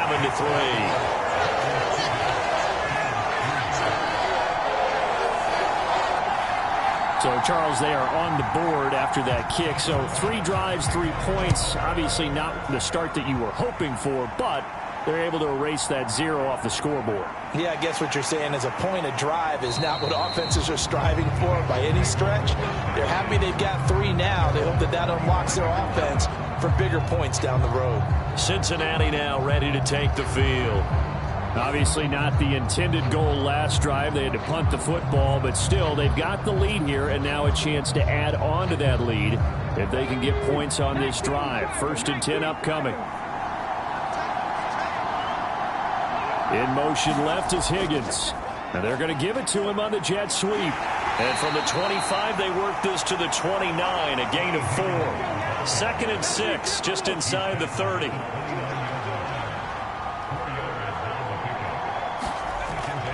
They'll run out of the gun here. Williams.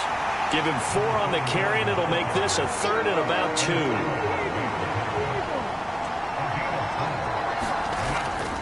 Now they'll throw here out of the gun. Oh, he tries to force it in, and it's intercepted. Teron Johnson able to pick it. If you combine last week and this week, he's got a hat trick going because he had 2 interceptions a week ago. He's seeing the ball so well and understanding where receivers are and positioning. I mean, just watching him work with such great technique and paying it off by actually catching the ball when he has a chance, he's helping his team in a huge way. And here come the Bills. And they'll take over here following the interception with good field position and a chance to take the lead with a touchdown. Here's Hines. And tough sledding. He'll get maybe a yard. Stop short of the 35. Ball on the 36 now. Here's a 2nd and 9. Back to throw. This one brought in by Jefferson. And he'll be marked down at about the 26-yard line. He's exceeded his receiving yards from a week ago, and we're still in the first half. It's a 1st down. Well, they obviously red man covers their partner, and he got downfield, broke down the defender, made him What do you mean by that? Yeah, he made him think he was going to run a different route. Probably thought he was going to take it upfield. Then it curls back inside for the completion. 1st down, here's the run with Cook. And they will eventually get him down, but he's inside the 5 all the way to the 3. 23 yards on the pickup there and a 1st. He showed his shiftiness and his explosion to take him all the way down near the goal line. Love that description, and it creates momentum. Maybe you hand it to him again since he's got it going, or do you fake it to him and throw it to a teammate? Right now, the options are wide open.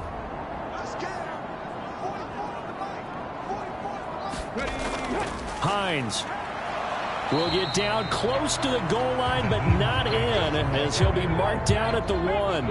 2nd and goal from the 1. Hines again, but he will not get to the goal line. In fact, he won't get to the line of scrimmage as they push him back to the 2. That'll be a loss of a yard, and it leads to a 3rd down. We all have habits. We can be somewhat predictable, and you know me pretty well on 2nd down and short. What I like to say? Play action. Yeah, without a doubt. I thought that was a great spot to call it. Instead, didn't go their way, did it? Now, defense sold out for the run. Worked out well. Now, they'd really like to make the short field pay off. We'll see if they can, but this is 3rd and goal. Cook is in. Touchdown, Bills. But they decided to run it in and got it done on 3rd and goal. A lot of times, that's a passing play.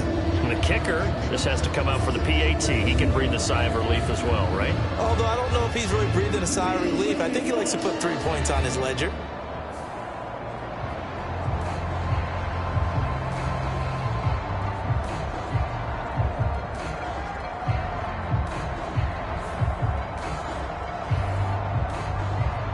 Tyler Bass on for the extra point attempt. And it's through, and that makes the lead 10-7. A drive that time of 6 plays. And it was James Cook capping all of that off with a touchdown run.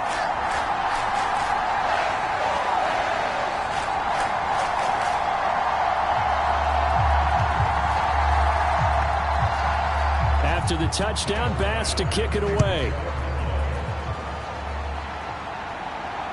This taken in right around the goal line. And he'll be stopped up at the 25.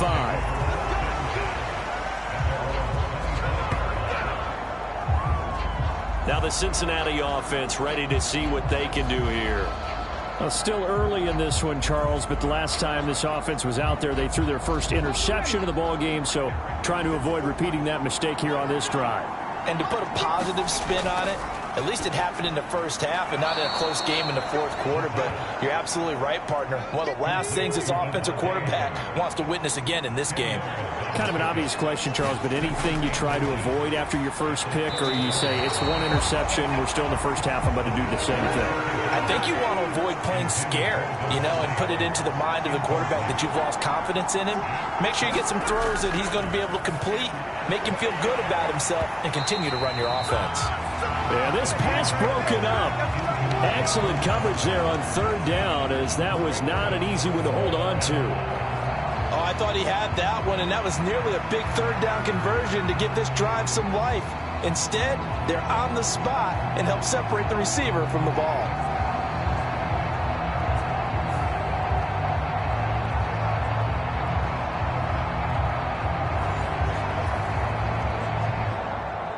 On now to punt, Brad Robbins.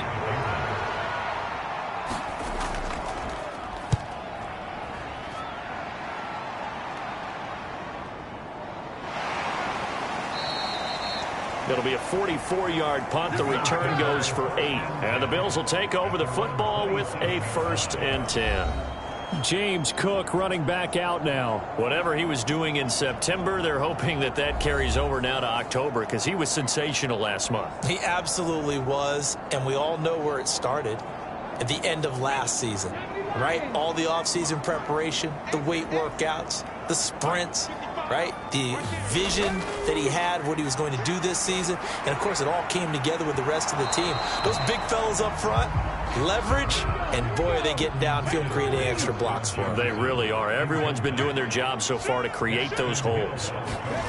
Back to throw now on 2nd and 10. He will find Davis on the left side, complete.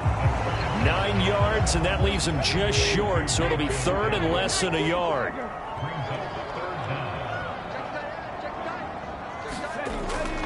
They run with Hines. And he's going to have a Bills first down as he's got this up to the 45-yard line. Brandon, what were they thinking on defense there? They looked like they were playing for the pass. That was 3rd and short. Yeah, it was an easy pickup because they handed it to him. That was way too easy. Just looked like absolute confusion defensively. Not sure why they were in that set. Yeah, I'd say you ought to have a few men in the box there.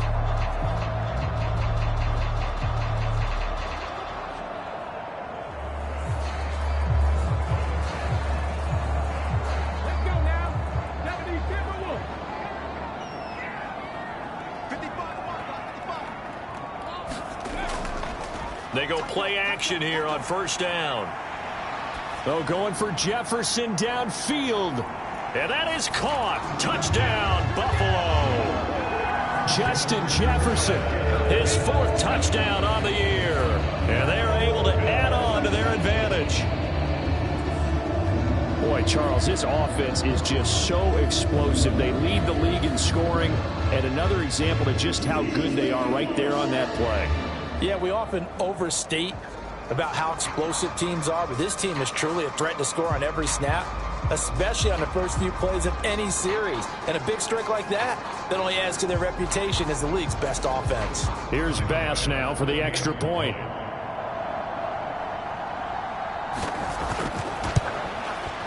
It's good to make it 17-7.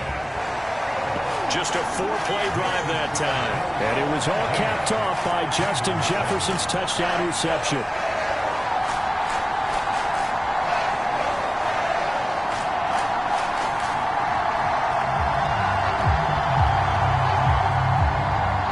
After the touchdown, Bass to kick it away.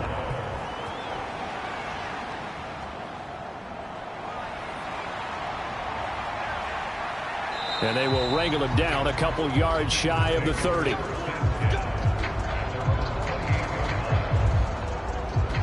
The Bengals offense returns to the field. They find themselves down 17-7 as they start this drive 1st and 10.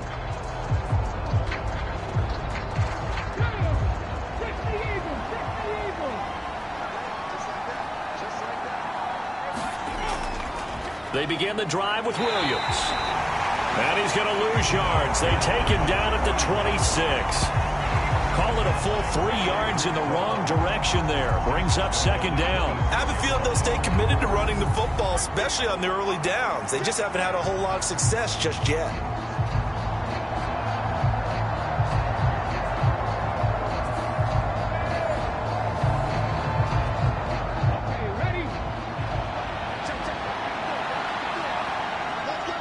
Two minutes remaining in this first half of football.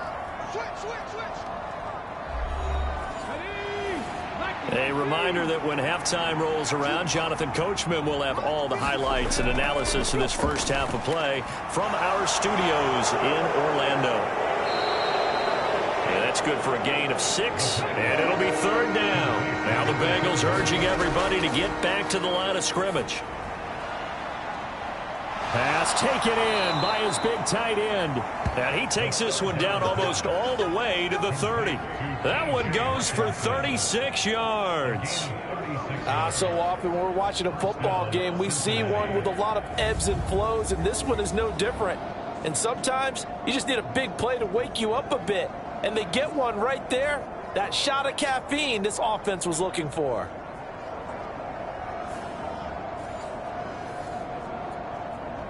So the big play changes the complexion of things. Here's 1st and 10 just outside the 30. They'll look to throw. And he'll find Chase on the right side complete. And he'll go down at the 26 following a gain of 6. Now the Bengals going to use the first of their timeouts as they get the stoppage with a little over 50 seconds to go in the first half. Again, he'll drop to throw. Over the middle, complete. It's Adams. The Bengals going to use the second of their timeouts as they get the stoppage with just under 50 seconds remaining in half number 1. So here's a 1st and 10 now down inside the 20. Back to throw again. And that's going to be incomplete. Now a 2nd and 10.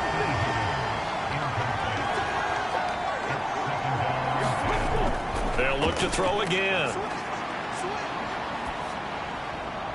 Touchdown, Bengals. Jamar Chase from 19 yards away. And the Bengals get a late score here in the final minute of the first half. I think everyone in the league talks about finishing, don't they? Doesn't matter whether it's a quarter, a half, a game, a series, whatever.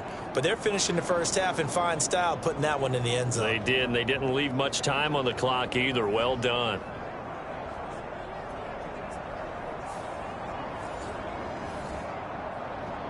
McPherson on for the point after.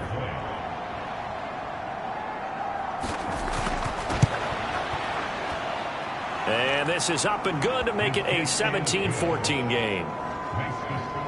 So that drive 7 plays in length. And it was Jamar Chase who finished it off with a touchdown reception.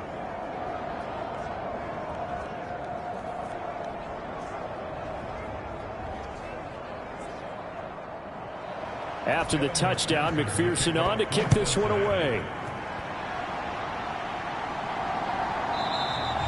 And no thought of a return here for Hines. The Bills going to take over now late in this first half. And they may just be content to take this 3-point lead and head into the locker room.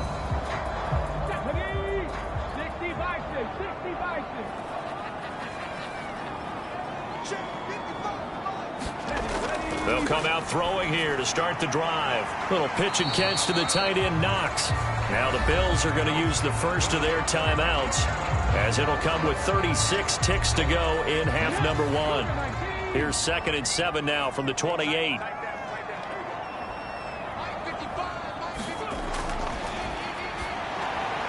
He's got the connection over the middle to Diggs. Now the Bills will use the second of their timeouts as they'll stop it with a little over 30 seconds to go in the first half of play. 3rd and 2. From the shotgun, he'll look to throw. That to the sideline, and it's intercepted. Chidobe Awuzie with a pick. And they have possession, and they have it at the 38-yard line. Certainly feels like the classic second guess, but let's be honest about it. They had a chance going to halftime with the lead. Why did they take a chance with a throw there? I don't understand that. Well, that's what I'm wondering. And now this defense has to try to protect that lead going into the locker room. Cincinnati now ready to take the field. And they'll start with a short field following that turnover as they look for points here before the break. They'll try and start this drive in the air. A quick throw knocked away and incomplete. That's tremendous field position that they were given following the turnover, but they've still got work to do to get to field goal range, and the coverage we're seeing isn't going to make it easy. They work again from the 38 on 2nd and 10.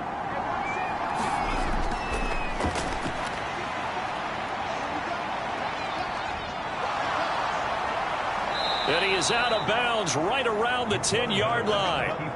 Big yardage there on the scramble. It gets him a first down. I am willing to bet that he got a monster grin on his face when he saw what was happening.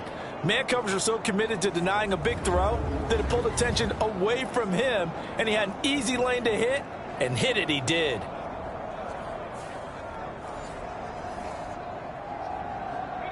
So it's 1st and goal and a great opportunity to get that lead back before the break.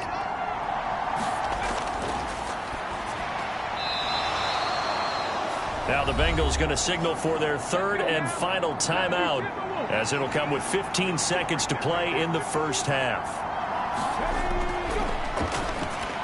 Oh, now meanwhile, the pass incomplete, but penalty flags on the field. There might very well have been early contact there. So the ball's moved to about the 1 after the penalty, 1st and goal. Back in the end zone, could he get his feet down? No, it's incomplete. An incomplete pass on 1st down. Here's 2nd and goal.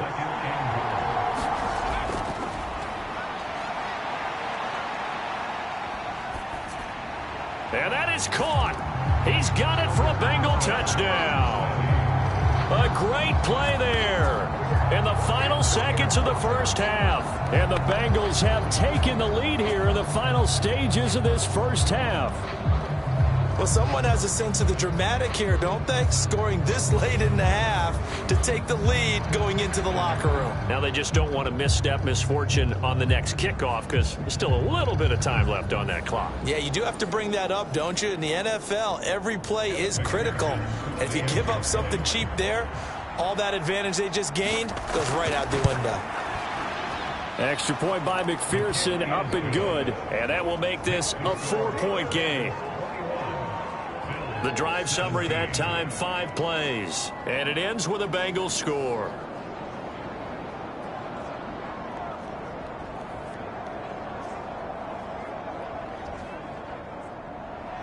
Four seconds, all that remain here this first half as the kick gets away. Nyheim Hines now out of his end zone.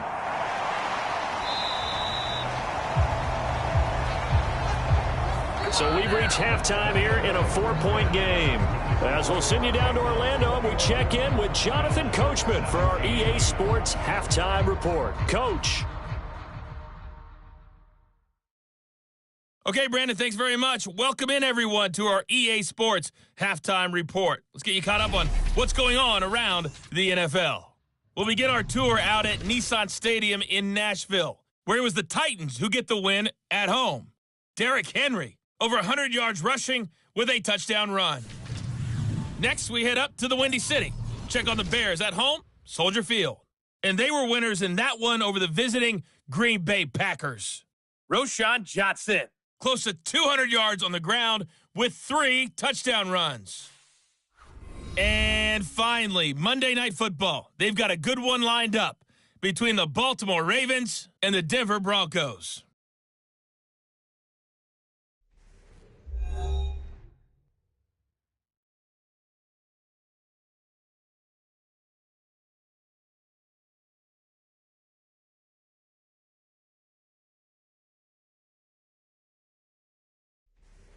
Okay, Coach, adjustments likely going to play a big role in this third quarter in what's been a tight contest so far.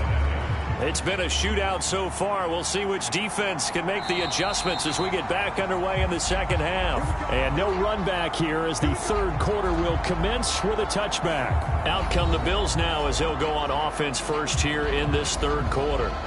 Well, Charles, in that first half, we saw a fair amount of offense on both sides of the football, and now the team trailing here will start with it in the third quarter.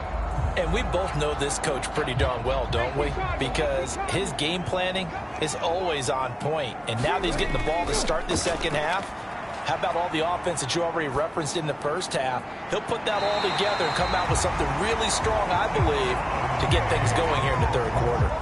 He continues to deliver a first down here. He had 4 catches in the first half, and this one number 5. That was a nicely run slant route, and what the receiver's trying to do is make the defender think he's going upfield for a deeper route and then breaks it off, usually after about 3 to 4 steps, and cuts towards the middle of the field. And now what he's trying to do is use his body to keep the defender away from the football and give the quarterback a really nice target. Now on first down, he'll drop to throw it. And Diggs has it. And he'll be taken down, but not before he works it past the 50. 10 more for him on that one. He's been a busy man. It's a first down. Just more of the same here. That's back-to-back catches for him to start the drive. They've looked his way quite a bit, and with good reason, as this duo picks up yet another first down. Back-to-back good plays have him on the move on first down. Getting the ball is Cook running left. And this time he's able to take it down to the 42. From the 42-yard line, here's 2nd and 4.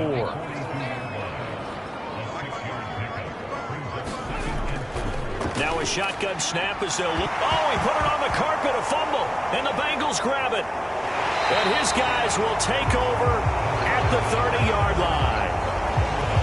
So the opposite of what they envisioned when they left that locker room, a turnover on the opening drive of this third quarter. I like your identification there, because that's exactly what they discussed in the locker room before they came out on the field. Let's get the ball, let's go down and score, put some points on the board and feel good about it. Not an insurmountable lead, but definitely not how they saw it at halftime. Now a first down carry. It's Williams. And they take him down, losing yardage back at the 27. A loss of a full 3 yards, and now it's 2nd down. And plays like that are exactly what this defense needs here early in the second half to give it a little spark. I think their halftime adjustment, what they talked about, maybe it's just a little inspirational speech. Who knows? But it looks like they're ready to go.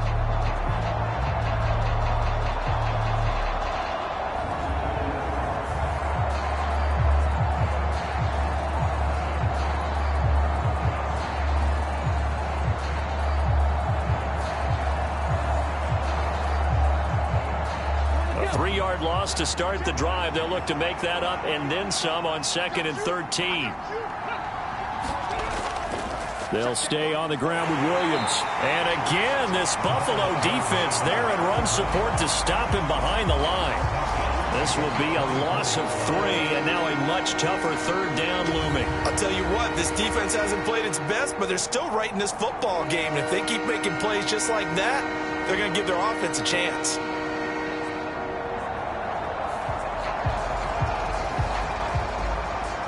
So time to start going in the other direction as they come up now 3rd and long.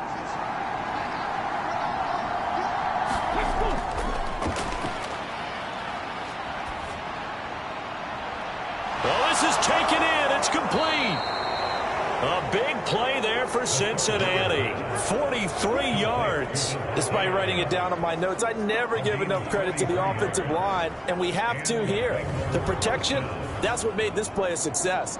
Quarterback had to wait for his crossing route to develop, and that takes a little bit of extra time. Excellent job by the big fellas up front. So the big play changes the complexion of things. Here's 1st and 10 just outside the 30. Now a 10th carry. Here's Williams. And he struggles to get a yard here, maybe a yard, down to the 31. From the 31, here's a 2nd down and 9.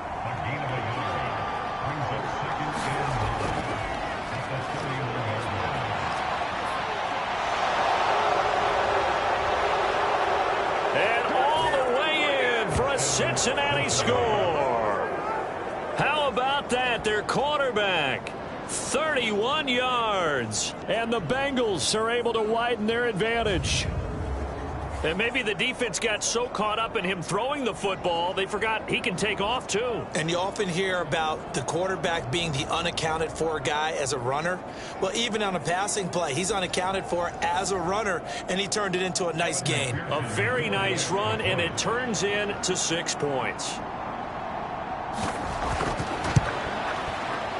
Extra point by McPherson, up and good. And that pushes the lead up to 11. So that drive spanned 5 plays. And a long run there in the end to top it off. After the touchdown, McPherson on to kick this one away. Hines opting not to risk it, and this will come out to the 25. The Bills offense back out onto the field. And they've sort of lost their way, partner. How do they recalibrate and get this proverbial train back on track? Well, this is where leadership really comes into play. How's the head coach handling it? The offensive coordinator? Sometimes they just make a joke. All right, guys, you had your fun? All right. Throw it out the window. Yeah, let's get back on track here. And sometimes that'll work just fine. I guess it's time now to lean on that leadership. So the completion good for just 3. And it'll be 2nd down.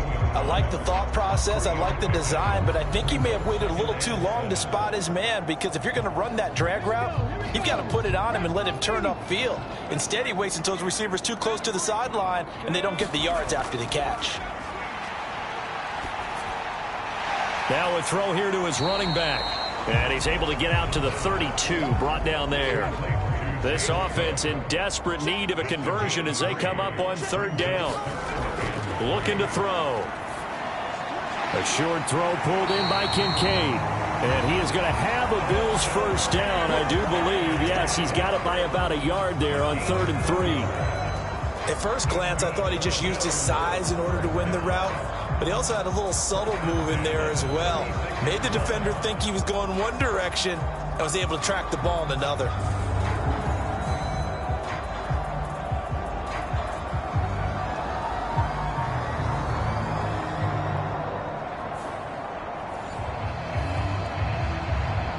So from the 36 now, 1st and 10.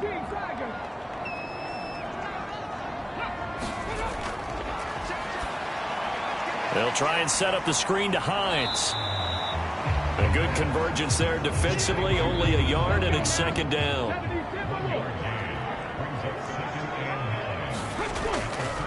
Left side, Cook. And this winds up a pickup of...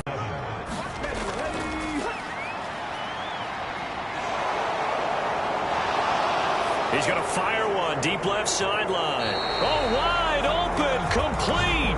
And he takes this just a few yards shy of the red zone before going out. So following the holding call, what can they do here on 3rd and long?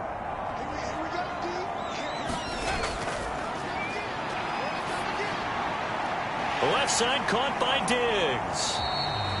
And he gets this only to the 41. Not near enough for the 1st. So the pitch and catch good for 11. And it'll be 4th down.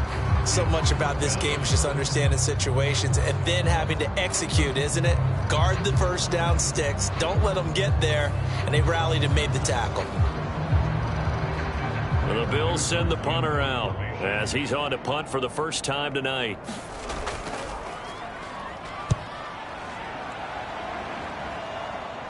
And a fair catch signaled for and taken at about the 18-yard line. 37 yards on the punt with no return. And the Bengals will take over here 1st and 10. The Bengals getting set to go.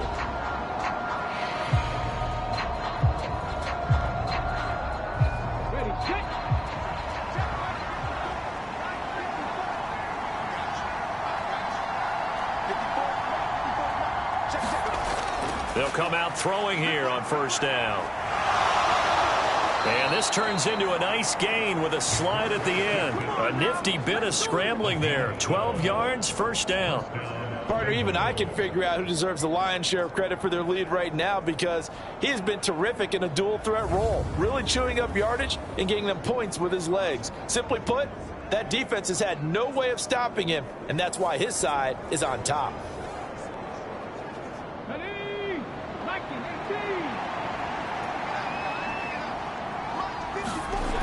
On first down, he'll drop to throw. Going underneath, he's got Hockenson. Second down and 3.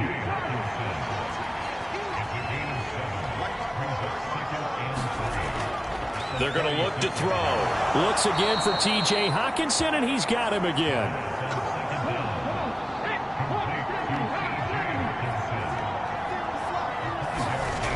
Back to throw now on first down. Quick slant caught by Chase. And he'll be taken down, but not before he gets into enemy territory.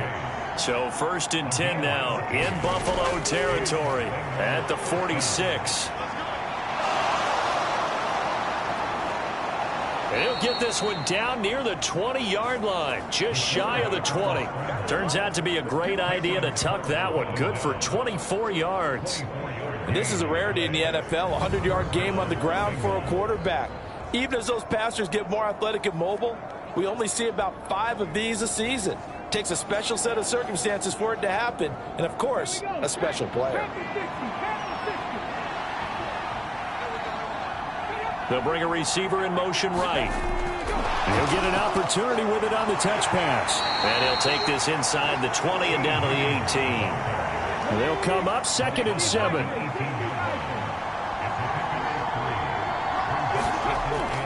They'll drop to throw. He's got his tight end over the middle, T.J. Hockenson. Short completion, just 4 yards, and it makes it third down and 2 yards to go.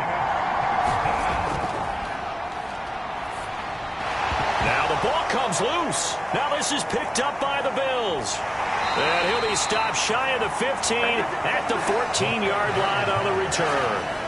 So potentially a turning point here in the third quarter as that swings the door back open just a bit. Yeah, they're still down 2 scores, but I do think we're at that point in the game where you're going to reach for the football whenever possible. You're going to hear the coaches scream from the sidelines, tackle him, second guy in, tackle the ball. Buffalo offense ready to go for their next drive. The defense got the better of them last series, forcing a punt. See if they make a few changes in the game plan here and try to get points out of this drive. First and 10. Final minute now of the third quarter.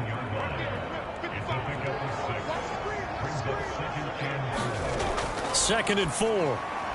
Little pitch and catch to the tight end, Knox. And Knox is going to have a Bills first down as he's up to the 24. That was a route run not just with dexterity, but with intelligence.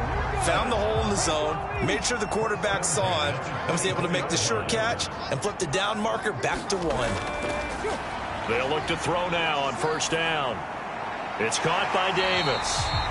And he's going to get a good gain of 9 here up to the 34. 1 quarter remains here on a Sunday night. We'll return with more after this break. You're watching the NFL on EA Sports. Back now in Buffalo.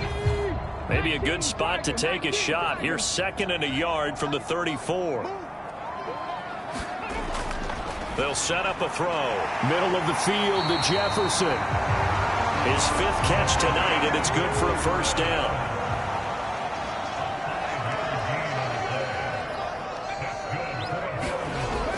He'll look to throw.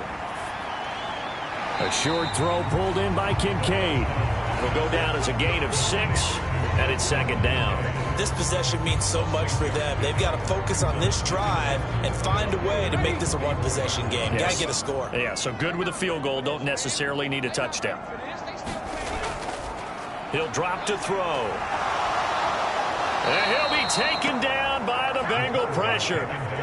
Max Crosby has now recorded 10 sacks on the season. I remember throughout my career hearing defensive coaches always say, guys, you got to earn the right to rush the passer. Well, they put themselves in a great spot with this big lead, and they know they've got to throw the ball. These pass rushers have to be salivating. It is pin your ears back time indeed.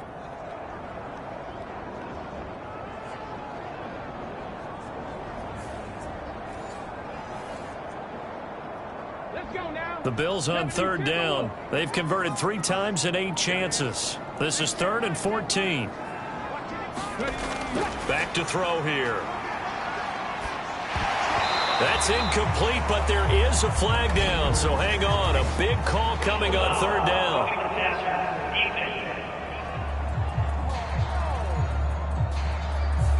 But Charles, they're trying to protect this lead late. Those are the types of mistakes they could afford to go without. About the last thing you want to give them is help in completing a comeback, which is exactly what that penalty does. Give him 5 on the carry there, and it'll be second down. If you're a coach, you'll absolutely take that run every time on first down because it really sets you up to go in a number of directions here on second. 2nd and 5. Little pitch and catch to the tight end, Knox. A minimal gain there on the 8th play of the drive. Here comes play number 9 now as they come up on a 3rd and 3. That is caught. And he's got another first down as the tackle's going to be made at the Bengals 33. Give him 10 yards there as this offense is on a roll. This drive continues to plunge forward. And in a 2-score game, obviously, every play, every third down, like we saw there, magnified. Big pickup. It was a huge pickup. What they really want, though, is to not even get to third down. They've got to maximize time and conserve as much as possible. So signs of life in what's been a dormant offense in this second half. Here's 1st and 10. Now flags will come in. One of the Bills got going a little early. That flag accepted, and it backs the offense up a little bit. The false start backs them up 5. 1st and 15. Out of the gun. They'll look to throw. Oh, the ball comes out on the hit, but they'll say it's incomplete. We've seen this quite a few times in this game. Offensive line unable to keep leverage, unable to keep people away, facing a lot of pressure. Fortunate just to get rid of it. One of the reasons they're down is that inability, though, to stop the pressure. We saw another example of it there. And that is incomplete. An incomplete pass on that last play, and that means they'll need to come up with something here on third down. They'll set up to throw. The pass underneath. Here's Hines with it. And he'll go down here at the 35-yard line. 3 yards, all they could muster there, and it'll bring up 4th down. Did they maybe play that too safely on third down? I know you don't want to just throw a ball blindly downfield, but that didn't help them a whole lot. I think they probably said if it's open, take the shot. If not, get something safe because we do have 4th down to try and pick it up.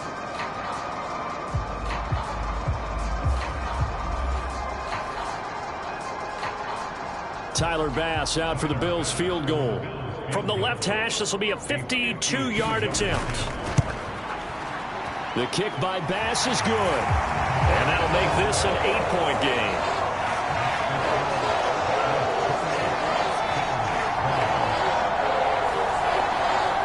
All right, so they needed 2 scores to get back in the game. The field goal there, maybe not exactly what they wanted, but the necessary first step. There's still time remaining, and there's enough time to get it done. They've got to get it the least a 3-and-out here to get the ball back, preferably a takeaway. Cincinnati set to take over once again. Their lead back down to 1 score after the field goal a moment ago, so they'll be looking to string together a few first downs, likely on the ground as they begin 1st and 10.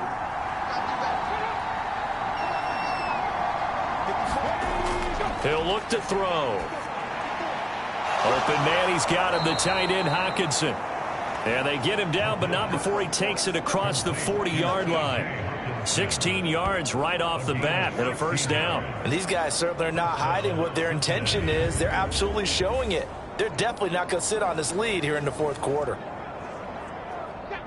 One play has him up past the 40 already, and another 1st and 10. Now here's a throw that's complete. And he'll be taken down, but not before he works it past the 50. So 1st and 10 now in Buffalo territory at the 48-yard line. Now back to throw. Oh, no, he lost the football. And the Bills have recovered. Well, partner, here's where team football gets tested a little bit because I know the defensive guys were over there chilling on the sidelines, and all of a sudden, they heard the sudden change call because that fumble puts them right back on the field, and they've got to go out and finish the game now themselves. Absolutely. Nursing that slim lead here in the fourth, a costly turnover.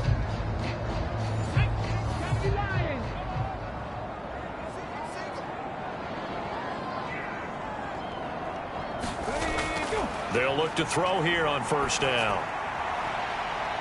And he's got this to Jefferson. And they'll wind up getting this one all the way down inside the 20. And now following the completion, we're going to get a stoppage here for an injury. We'll check on his status when we return to Orchard Park.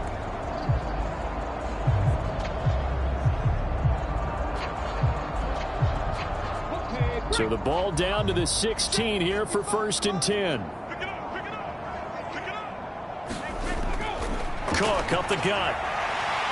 And they work this near the 5. He'll be stopped at the 6.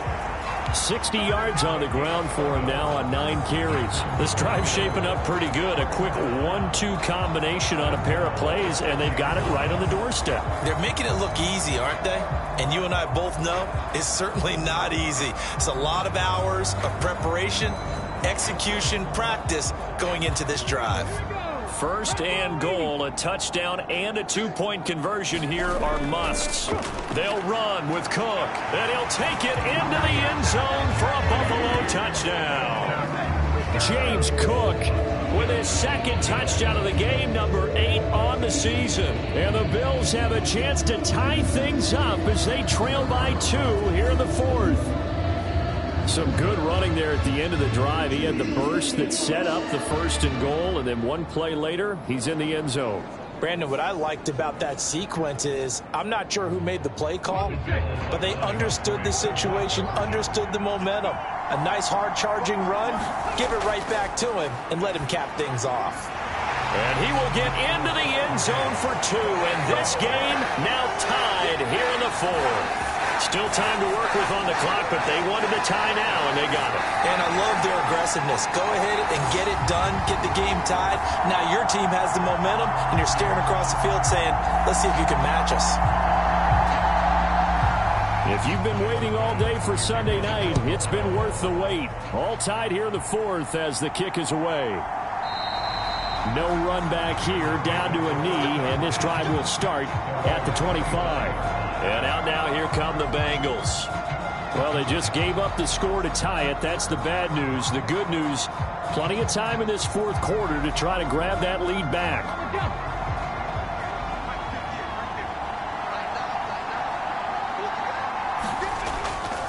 They'll start this drive out on the ground. And he's taken down, but able to slip across the 35. We got a pause following the play because it appears a member of the Bengals in some discomfort. We'll check on his status when we return to Orchard Park.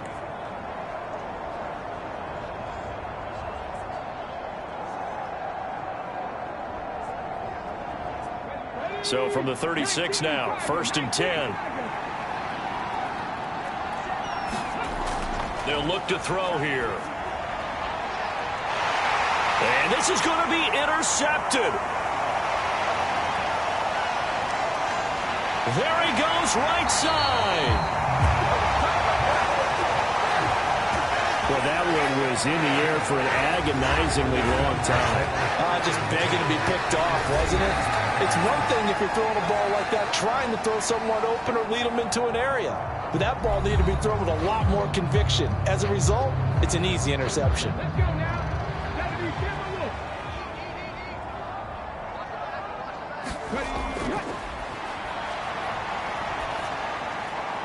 A throw left side to start out. That's complete. And he'll go down right on the edge of the red zone following a pickup of about 7 or 8. From the 20, here's 2nd and 3. Back to throw.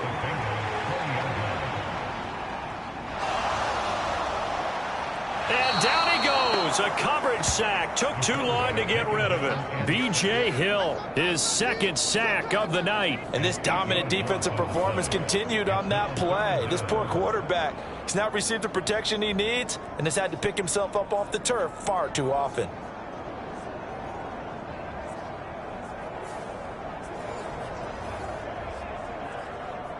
They'd love to get a little closer if they need to kick the field goal on 4th down. From this spot, it's 46 yards. On 3rd down, he'll drop to throw. That's complete to Hines out of the backfield.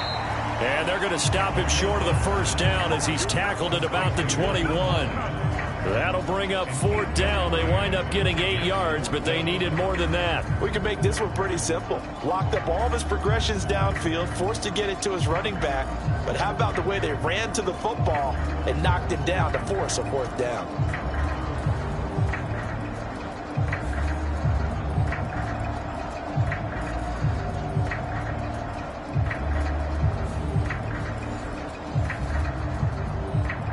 Bit of a pressure spot here for Tyler Bass.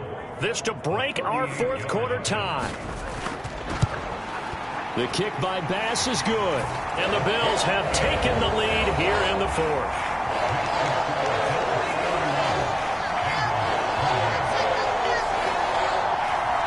So the drive here ends with a field goal. It does give them the lead, but this one's still certainly a long ways from over. It definitely puts a lot of pressure on your defense to hold the lead, right? They're happy to have it and happy to be out there trying to do so.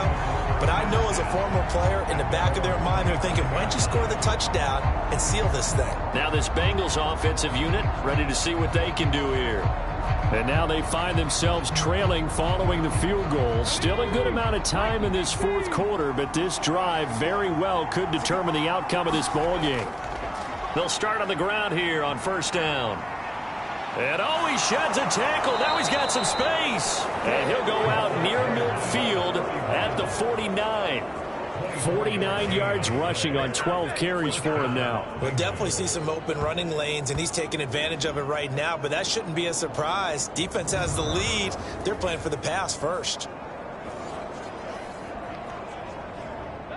So one play, and they're already just shy of midfield.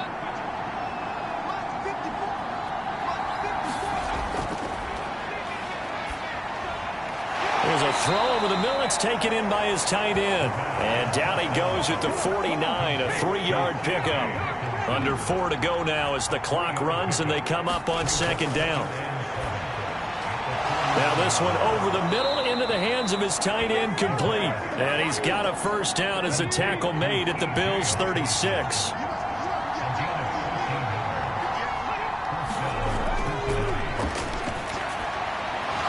Here's a throw right side, taken in by his tight end. And they're able to get this one past the 30 to the 25-yard line.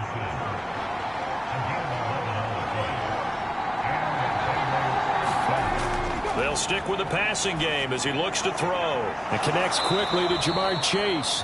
And down inside the 15, shy of the 10. All 3 timeouts plus the 2-minute warning. Here's 1st and 10. Up the middle, it's Williams. And he'll get this one down to about the 10-yard line. 3 points separating these two sides with 2 minutes left to go in the 4th. So the Bengals in possession of the football here as we get you reset. They come up on a 2nd down now in a game that looks like it's going to go down to the wire. Williams going to get it again on 2nd down. And he will maneuver his way down to about the 7. This Buffalo crowd letting him have it. 3rd down now. And oh, he's just going to be short here, barely. Maybe by a half a foot. It'll be 4th and inches. He certainly had plenty of success running the ball, and right now I'm getting the sense that he's looking to take off and run every time he steps back to throw it. But they did a nice job there collapsing on him and holding him to a short gain.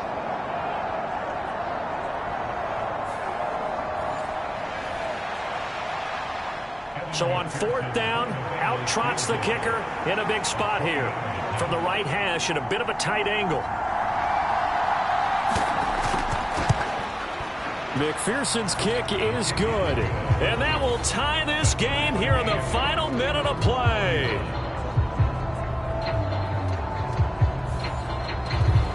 I tell you, the life of a kicker.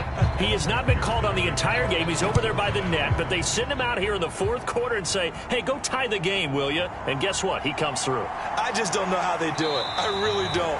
These cats are a different breed from you and me. That's a pressure kick, but that one was never in doubt.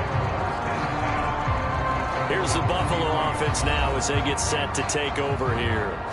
Well, partner, here it is. They've got the chance to win the game. You'd have to think they need to get it near the opposite 40 to have a chance to kick a game-winning field goal. We'll see what they can do. And you're right about that, because if we look at it in macro, that's what it looks like. But I think in micro, the head coach has already asked the special teams coach, what is he feeling? What does he think? Where does he want the football? What's the yard line we have to get? And he's already relayed that to his quarterback and his offense. They know what the goal is. Now the key, can they get there? And he's going to pick up a first down here as that clock continues to run. And now before this first down play, we're going to get a timeout here, as the clock will stop with an even 20 seconds left to go. They'll look to throw. That one tipped, and it's incomplete. Well, good hands there defensively. And it's second down. Back to throw again. And that's complete to Davis. Well, if you've been waiting all day for this Sunday nighter's been worth the wait. It's third down here.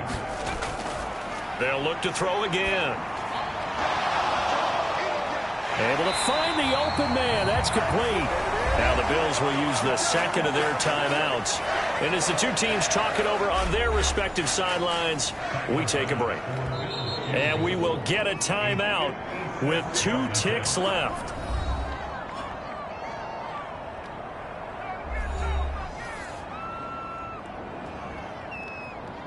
So all eyes now on Tyler Bass. This from long, very long range. And he put enough leg into it, but it's well off to the right and no good. And this game will remain tied. It's a little teaching moment here. Overtime rules. Remind us how this goes, partner. Okay, so in the past, we had sudden death. First team to score wins, but no longer. Now, if the team receives the ball, scores a touchdown, they win the game. If they kick a field goal, though, or don't score, the other team gets a possession. And after both teams get a possession, then we're into sudden death. First team to score wins the game. So it'll be the Bengals with the football here to start the overtime session as the kick is away. Now a hit and a loose football. Now this is picked up by the Bills. And he'll bring it back to the 9-yard line. And careless with a football there on the kick return. And one thing I love about going to practices is trying to get around coaches and hear their catchphrases and what they really emphasize. We haven't been to a single one yet this year where a guy fielding a kick, you don't hear, tuck it away, tuck it away, tuck it away. And this time, they turned it over. Ball security eluded him. So now, just like that, things change dramatically. It's first and goal. Up the middle, it's Cook. And he'll get about 4 there as he takes it from the 10 down to the 6. Short gain there to start overtime. Almost a tester play, wasn't it? Wanted to see if the guys on defense were going to fit the gaps the correct way, because we're in overtime. So it's not just physical tiredness out there, right?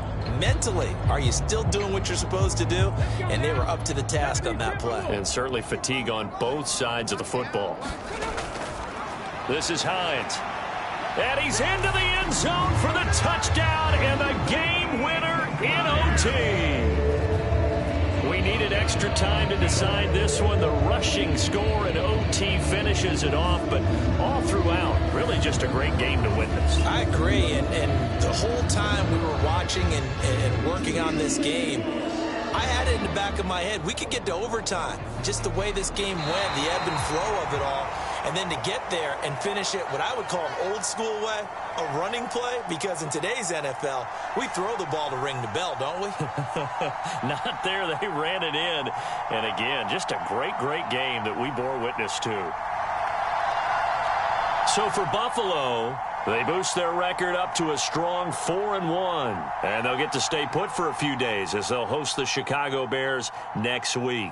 Meanwhile, for Cincinnati, it was a good first month, but they'll fall to 4-1 as they suffer their first loss. And they'll get a chance to redeem themselves at home next week. And for Charles Davis and our entire crew, I'm Brandon Gaudin. You've been watching the NFL on EA Sports.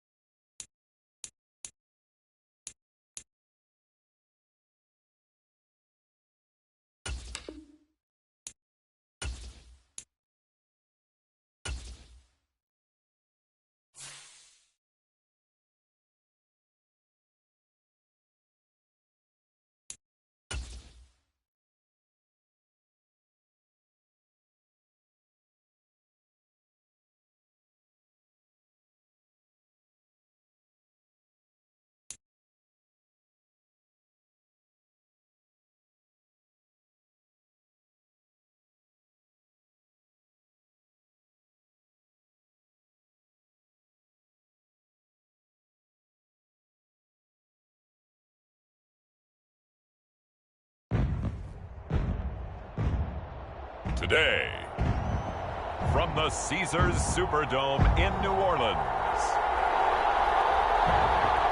it's Week 5 of the NFL on EA Sports.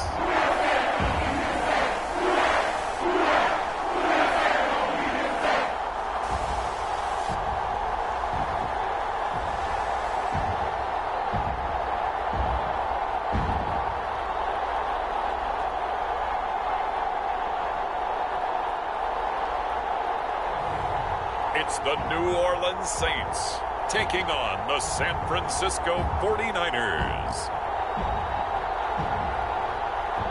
Well, folks, it is always a celebration here in New Orleans, and we are just outside of the Hoppin' French Quarter at the Caesars Superdome.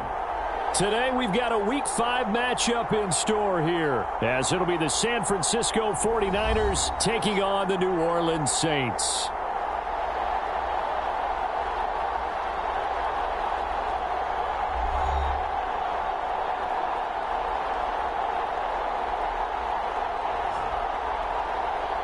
With Charles Davis, as always, I'm Brandon Gaudin. Charles, you talked about storylines in this one. I think it begins and ends with our two quarterbacks, certainly two of the best in the business. And nowadays, I don't think you can get by for long periods of time without a top-flight quarterback. The way the game is played, with all the responsibility he has and how the game flows through him, if he's not on the top of his game, your team's not going to benefit at all.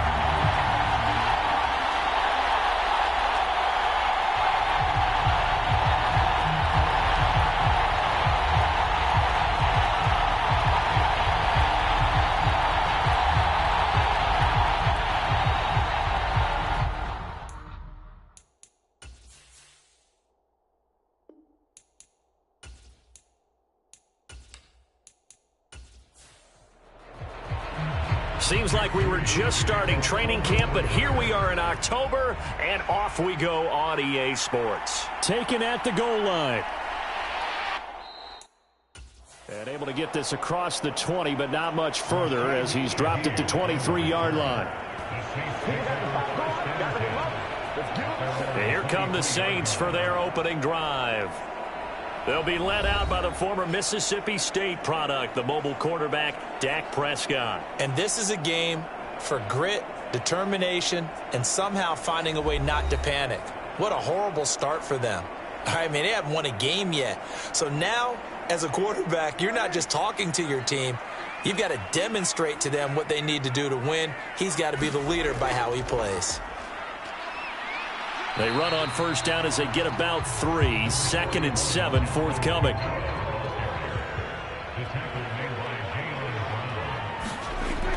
They run it again with Kamara.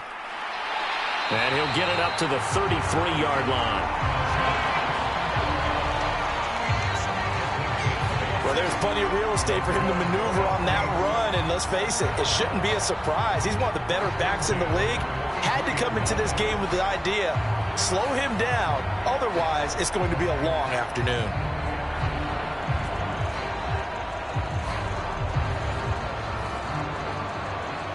So they'll come up 1st and 10 now from the 33. Prescott now. And the Niners get there and bring him down. Javon Hargrave coming right up the gut. Gets in there for a loss of 9. You know, last week it was unbelievable how many times they were in the backfield. They had 7 sacks. Whatever they had for pregame meal last week, maybe they had it again. I think they're going to continue to repeat it if they keep this up. But remember, we were at their facility, and we walked past the defensive meeting room, and what did it say over the door?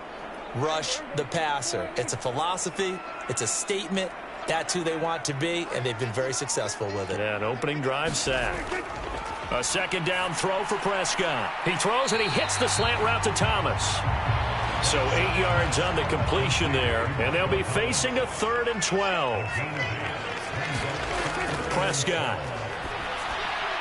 Pass taken in by his big tight end. And he is going to have a Saints first down as they're able to get the 3rd down conversion. Well, on 3rd down, he wanted to go to one of his most dependable targets, and that's who he found, his tight end there, to pick up the first, Charles. And you use the proper word there, dependable, and sometimes spectacular, because tight ends nowadays, they can do it all. But they're the guys you trust, especially across the middle of the field where there's traffic. He delivers, and they pick up nice yardage. Prescott now from the 50. They'll get this out to Kamara. And they'll work this down to the 40-yard line. Tackled there.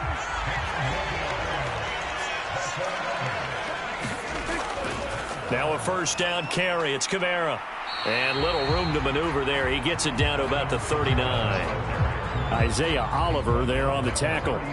You look at this Niner defense. They're a top 5 unit right now against the pass in the league. In fact, they sit at number 5. Yeah, defending the pass hasn't been an issue for them. It's been stopping the run. And if they don't stop the run, they can't get back to their strength, which is guarding against the air attack. Prescott from the gun. And that falls to the ground, incomplete. Well, a nice job of bodying him up defensively. And now it brings up third down. Excellent defensive effort to get to him and provide a little contact before the catch could be made cleanly. Play number 9 now on this pretty long opening drive. But this is third down. Now Prescott. On the check down, he finds Kamara. And he'll go down here at the 35-yard line. He did his best to just get 4 out of that, but not enough. And now fourth down. And they're getting him involved early.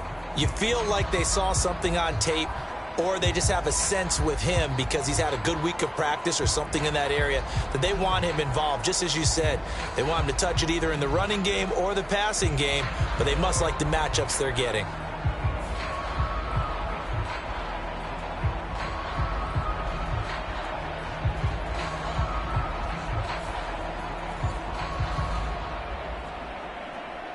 So on comes Cairo Santos now for the field goal try. It'll be spotted on the right hash. A 52-yard attempt.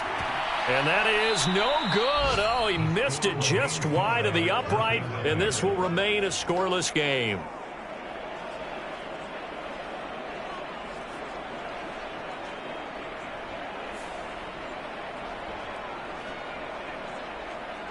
San Francisco set to go on offense once more. Well, partner, fast forward with me for a second. Remember, next week they have the open week, so they're going to get some extended rest. Does that change how they manage the rest of this one? I think it does a little bit, but not by too much, because you're right. You get the extra rest. You get a chance to heal up and kind of, do a little bit of a reset for this team. But it's also 7 extra days to think back to the last time you were on the field. So now, a little more importance on what they're getting done because they carry it with them for essentially 2 weeks. And this, it's certainly something to watch out for. He is not afraid to call his own number on plays like that, and here he takes it for good yardage. And we know this defense prepared all week for this, but sometimes when you see it in person, it's a whole different ball game, and all that preparation, it goes right out the window. Now on first down, he'll drop to throw it. And this one too low. The Niners had 2-2 through the first 4 weeks of the season. Charles, they were losers last time out. What do you think they need to do differently here? Well, I don't think it needs to be as drastic as burning up last week's game tape or not watching it, but the attitude has to be what's done is done. Let's move on. Put that one behind them. Galvanize themselves and go forward and get a win in this one. They got to get it to the 21 here on third down. Looking to throw. Another grab here for the dynamic Christian McCaffrey. And this will not get close to the first down marker as he's brought down at the 26. 3 yards, all they could muster there, and it'll bring up fourth down. How about that strategy there, Brandon? Third down, they just said, we've got faith in our tacklers. We'll give you the short stuff, and just decided to protect the sticks. So every time I hear fans telling me tackling's not a part of the game anymore, plays like that, I can clip and save and show them you have to tackle well if you want to be a good defense. Jake Moody now on for the field goal. From the left hash mark, this a 43-yard attempt. And his kick is right there. It's good. And the 49ers take a 3-0 lead.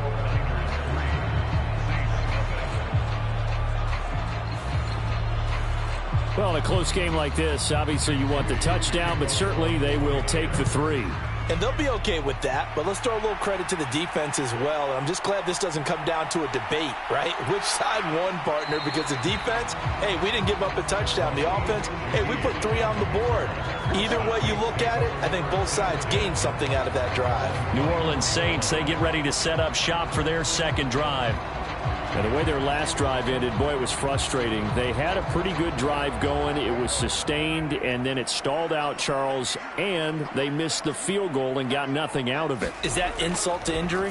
Because they had such a sustained drive, as you noted. So you know for the head coach, it almost felt like a little bit of failure to send out the field goal unit and then to not even see the ball go through the post. What a bummer on that last drive for them. Got to pick themselves up from that one. And they're able to get this one across the 35. First catch for him. It's good for a dozen and a first down.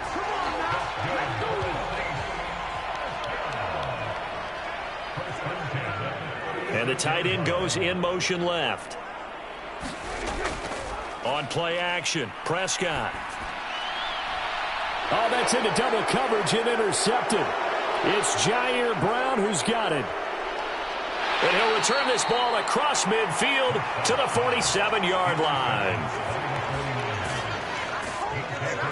That throw, Charles, over the middle of the field, and a few too many bodies in there got picked. That's a normal situation, too, isn't it? No matter how hard you try and spread the field sometimes, there's always going to be a traffic jam, it feels like, towards the middle. And if there's any type of a missed throw or maybe the ball's tipped or just too many bodies in the area, an interception can result.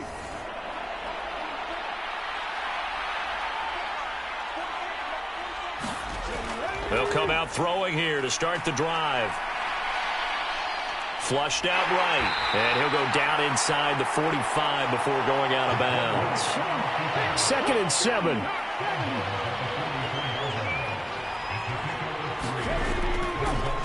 First carry of the game for Christian McCaffrey. And he stopped immediately there.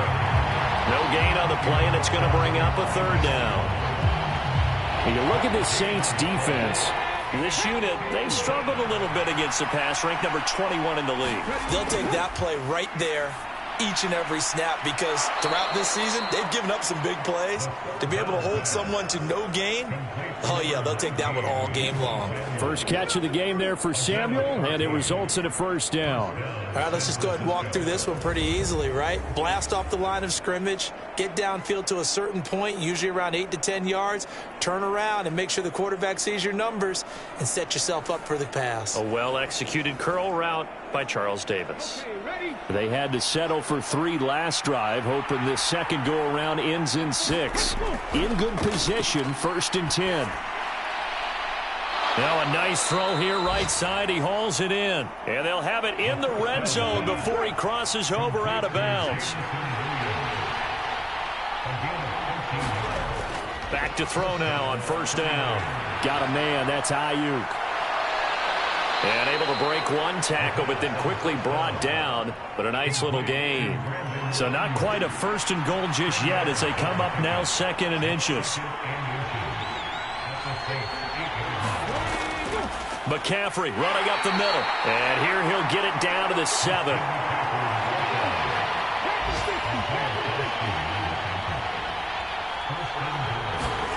They'll drop to throw.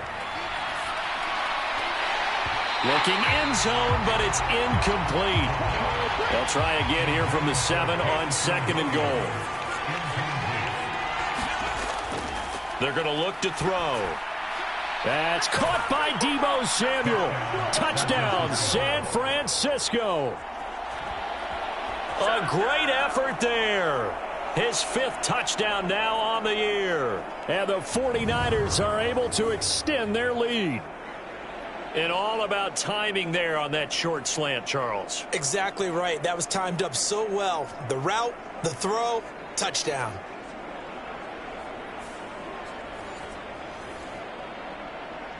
Jake Moody now for the point after.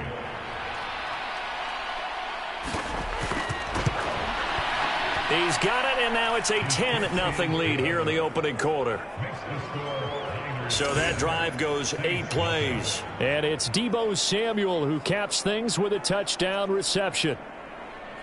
So an early 10-0 lead for them now as they kick it away. And it'll come out to the 25 as he will not attempt to return. The New Orleans offense set to take over. They look to get something started. They need to, down 10-0 early as they've got it 1st and 10.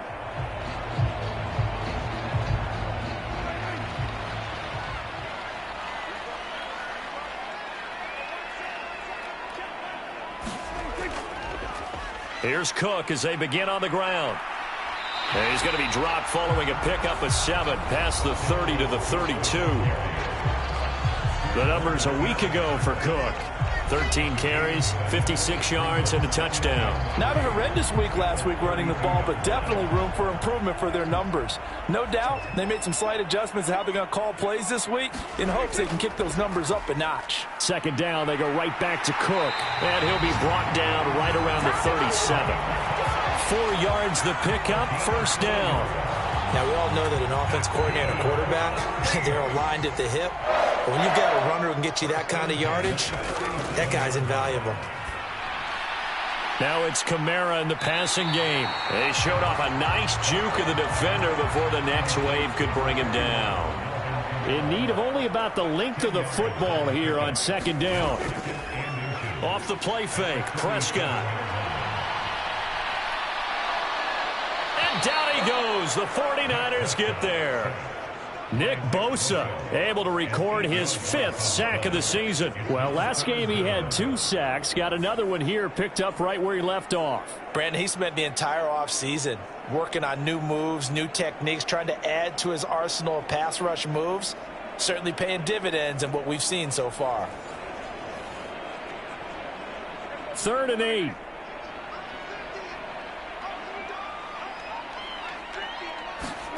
Throwing, Prescott. And this is going to be incomplete. I know this offense was expecting to do big things, but it certainly hasn't turned out that way, at least not through the first 3 drives. They're definitely going to have to put their heads together and start concocting some offense that'll move the ball downfield.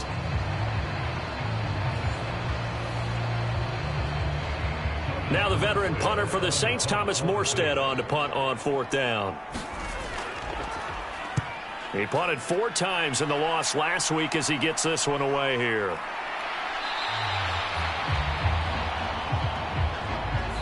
$10-0 the score after 1 on EA Sports. The 49ers with the football here to begin the 2nd quarter. The San Francisco offense ready to start their next drive. And they have the game here followed by the open date on their calendar next weekend. And, Charles, this is a crew that you have to think really is relishing the opportunity to be on the couch for a few days. Yeah, they certainly are, but let's face it, partner. They can't get caught looking ahead to that couch time while they're playing this one. They've got to take care of business first. That ball caught. Brandon Ayuk. And able to get this one across the 45 before he's brought down. 2nd catch for him today, and it'll wind up a 1st down. But one of the ways that quarterbacks keep all the receivers alive in a play, never lock in on any one guy. Make sure you keep your eyes moving, scan the field, and here he finds the open guy for a nice pickup.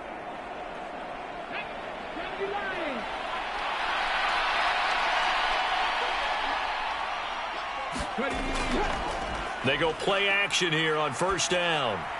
Finds Hill on the crossing route, complete. And he's got this down to the 35.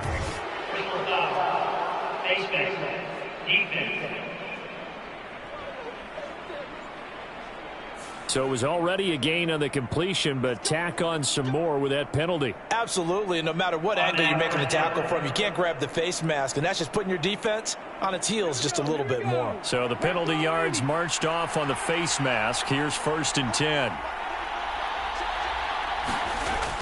He'll drop to throw. Over the middle, that's complete to McCaffrey. And this will leave him a yard short.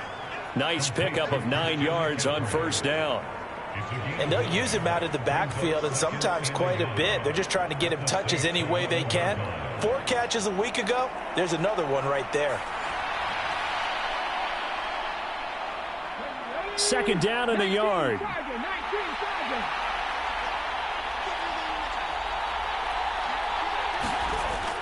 Again, he'll drop to throw. This will be caught at about the 5.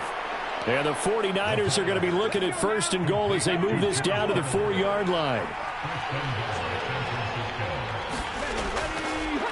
Off the option, he'll try and run with it. And across the goal line, into the end zone, touchdown 49ers. It's their quarterback. His second touchdown of the game, giving him 12 on the season. And the Niners are able to stretch out their lead. And maybe that was just a case of completely overlooking the guy holding the football. It certainly felt like it, didn't it? Because on my checklist, okay, as a defender, QB's last. running back, fullback, heck, jet sweeps nowadays. Before you even get to thinking about the quarterback might actually keep it.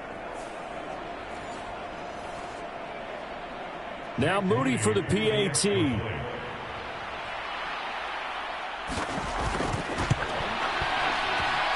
He's got it, and it's 17-0. 5 plays there on that drive, and it results in a 4-yard touchdown run. So after the made field goal by Moody, he's back out to kick this one away. On the return, here's Rashid Shaheed.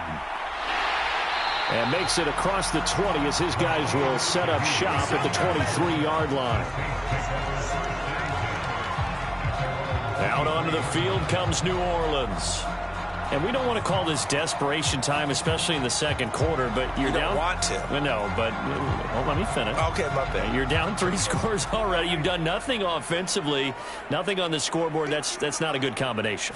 I think you just called it desperation time. I think you did. But let's face it, you mentioned this to me in a break earlier in the game. The energy level hasn't been there right from the start. We've noticed that. They've got to find a way to get on their toes and start punching instead of retreating, to use a boxing analogy. They're backed up here with a 1st and 20 now after the holding penalty. Here's Prescott. In trouble here, and down he goes. Back at the 8-yard line. Javon Hargrave. That is now 2 sacks for him here in this first half. These sacks now, they're starting to pile up, Charles. And that front 7 defensively, they've had their way with this offensive line. And I think at this stage, we have to start thinking about different play calls. We've got to start helping this quarterback out because the entire game he's been under siege. I don't care what the down and distance. They've got to get the ball out of his hands a lot quicker. Sacks, a growing theme in this first half. This is 2nd and long. Prescott to throw it. That is hauled in by Michael Thomas. And he'll take this across the 25 before going out of bounds. The offense on 3rd down, just 1 for 3 thus far. This will be 3rd and 6. He had a man open, but he missed him, and it's incomplete. The passing game not in sync here early, and now it's 4th down. Well, based on what we've seen so far, I don't think you can even call this an off day anymore, partner, because this group we're watching, they are totally out of rhythm trying to get their game plan up and running. That 0 on the scoreboard is glaring down at them with every incompletion. Here's Thomas Morstead on now to punt it away on 4th down.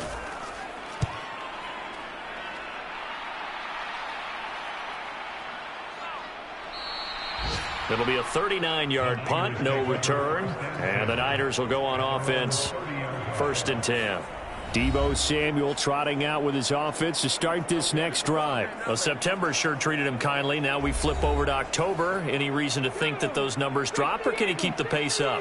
Well, he can keep the pace up, but it's going to get a lot more difficult now. To me, it's a lot like baseball, all right? When guys, when they first hit the league, whether it's a pitcher or a hitter, and they go through the league the first time and they're hot, they're going, wow, what a phenom. Then they get tape on them, they get scouting reports, they start to do different things. Let's see if he's going to adapt and expand his game in order to keep up that type of production. That's a good call because he's a known entity. See how they defend him going forward. They get 6. That'll leave them with 3rd and 4. In search of 4 yards here to pick up the first down. Forced out to his left. And he will slide to a stop. He does have the first down. 4 yards there as they let him out of the pocket, and he got enough for the first. Certainly not a positive sign if you're the D coordinator and you see your guys give up that space so early in the game. 3rd down, that's when the clamps are supposed to come out, but his ability to create things with his legs makes things difficult. Now this one complete downfield on the left side. And he's going to get this down to the 35-yard line. A really nice gain of 25 yards. And a good quarterback facing zone coverage. If he has just a little bit of time to survey the scene, that's what's going to happen. No doubt about it. If there's no pressure, he's going to continue to pick them apart because he'll have all that time to find someone open downfield. You can only cover for so long. So maybe they want to go to a zone blitz scheme, get a little bit more pressure. Remember when Carolina did that against Denver? They lost the game ultimately. They dropped the defensive end out, and he ended up with an interception in that game in Super Bowl 50. Maybe some sort of scheme like that to try and get more pressure at the passer. On first down, he'll drop to throw. They'll get this into the hands of Ayuk. And he's out of bounds. Almost gets to the 10. From down at the 12, it's 1st and 10. Up the gut, McCaffrey. A nice display of powerful running, but it takes him only to the 7. He's dropped there. From the 7, it's 2nd and 5. They'll set up to throw. This will be caught at about the 5. A minimal gain there on the 8th play of the drive. Well, that was an okay hook up there with his tight end, but unfortunately, they didn't get the kind of yards they had hoped for. That's going to bring up 3rd down. Here comes play number 9 now as they come up on a 3rd and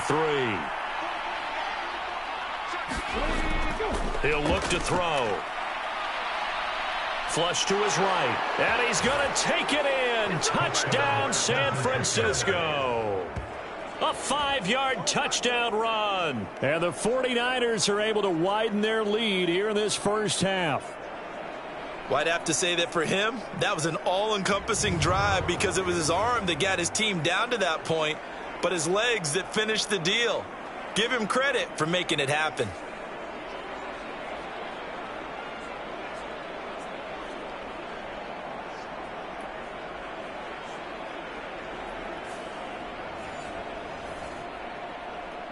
The extra point try now for Moody.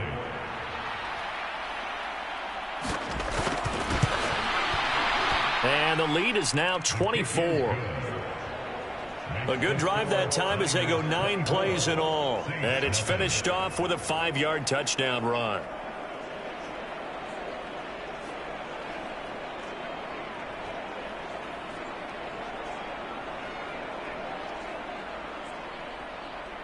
So following the touchdown, here's Moody back out to send it away. And this will not be returned. It'll come out to the 25. The New Orleans offense set to take over. Well, CD, you kind of feel like they're in a bit of a danger zone right here because now you're down 3 scores, and I know we're in the first half, but the way this offense hasn't been able to generate anything, you feel like they probably need to get something going on this drive, right? Yeah, and sometimes I overuse that this is an important possession. But I think this has to be the possession where they come up with an answer because only a few teams in league history have ever come back from a 4-score deficit. And if they don't score here, that's what they could be facing the next time they get the ball. Yeah, another negative play in an early down situation. This one to start the drive. You're putting a lot of pressure on your quarterback to bail you out when you're in 2nd and long yardage.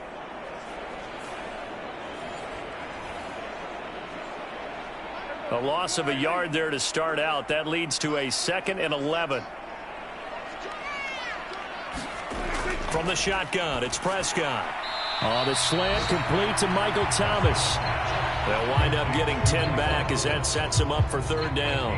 And when you're playing a quarterback with some experience and some moxie, you enter the danger zone when you decide to blitz him because if he's able to diagnose as he did on that play, he can hurt you downfield. He reads defenses so well, doesn't he? He really does, and the best part about that play for him I don't think that was his primary target. I don't think so either. I think he had the read, figured out where the blitz was coming from, and went to a secondary target for a really... And it's out. He put it on the carpet. And now this is scooped up by the 49ers. And they'll set up shop right near midfield at the 49-yard line.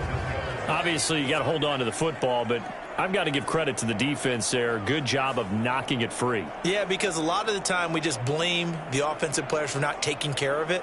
How about the effort of the defensive players knowing that guys are going to, and if they're good, anticipate the contact coming and try and cover up the football. And they still find ways to knock it free. Now a play fake here on first down.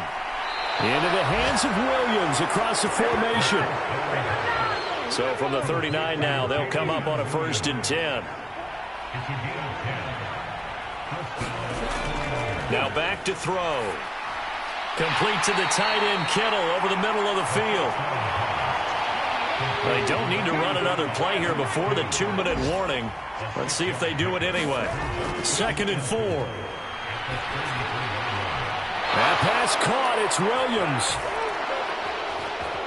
Touchdown, 49ers. Jamison Williams, his first touchdown on the year. And the 49ers have opened the lead up to 30. Boy, I mean, at this point, what more do we say here? I got nothing. And, you know, so many people talk all the time about having announcer-less games, and they want that. This could be a candidate for it, because if we stay here and do this, we're going to have a lot to fill in the second half. There's still another half. Now Moody for the PAT.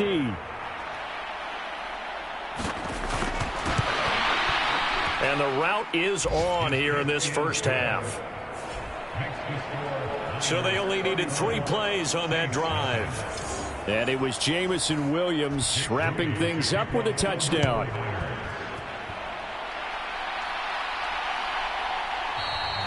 And he'll decide to not bring this one out as their drive will begin at the 25. The Saints offense now, they get ready to head back onto the field.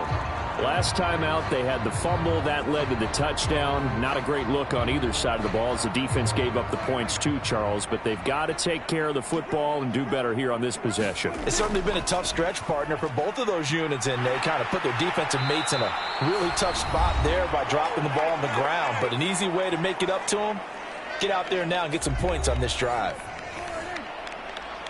We remind you that coming up at halftime, Jonathan Coachman will be alongside. He'll have highlights and analysis from Orlando of this first half of action. And now a throw on first down there, but it's incomplete. 2nd and 10.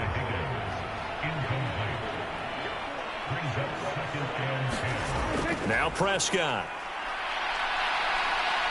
No, bottled up, fumble. It's out, it's loose. And the defense says they have it. They do. One play into the ball game, an early turnover. Whenever I see a team turn it over on back-to-back drives, fumbles on their last 2, I know one person's blood pressure who is starting to rise, and that's the head coach. Absolutely. And when's it going to go down? When they stop fumbling? When they stop fumbling and after he's assessed the game film, and only if they manage to win the game.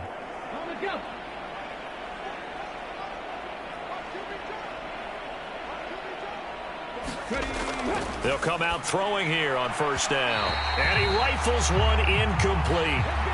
Here's 2nd and 10.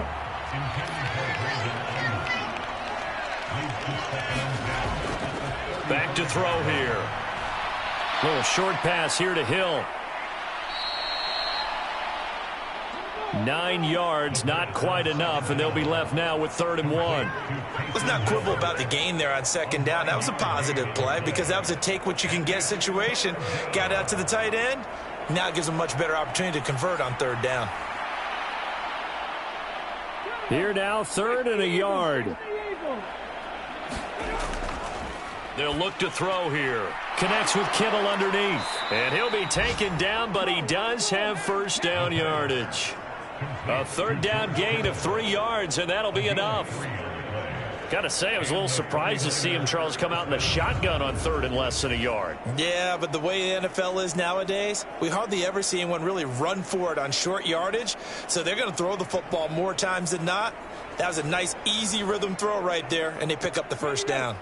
Creeping up on a minute to play in this first half. They'll look to throw again. Able to complete this one to McLeod. The 49ers now going to use the first of their timeouts, as the stoppage will come with a little under a minute to go in this first half. From down at the 12, it's 1st and 10. They'll stick with the passing game as he looks to throw. Over the middle into traffic, and that's complete. Now San Francisco going to call their second timeout as they get the stoppage with a little over 50 seconds to go in the first half. Back to throw again. And they're into the end zone, but it's not verified yet. Hold on, there is a flag down.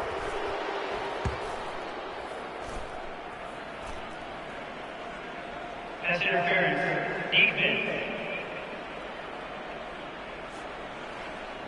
So obviously they will decline the penalty there, and the result is 6 points. That penalty is declined.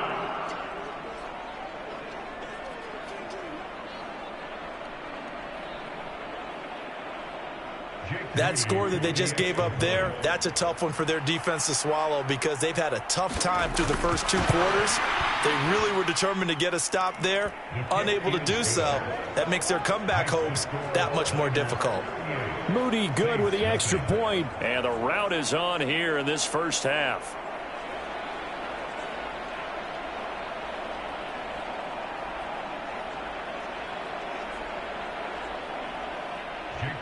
So here's Moody back out there now to send this one away.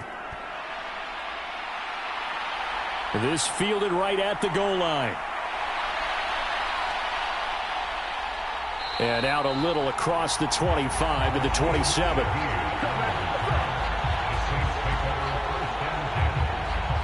The Saints offense going to head out now late in this first half. And with the score where it is, even though I think they'd love to get back to the locker room, they may be forced to try and get something out of this drive.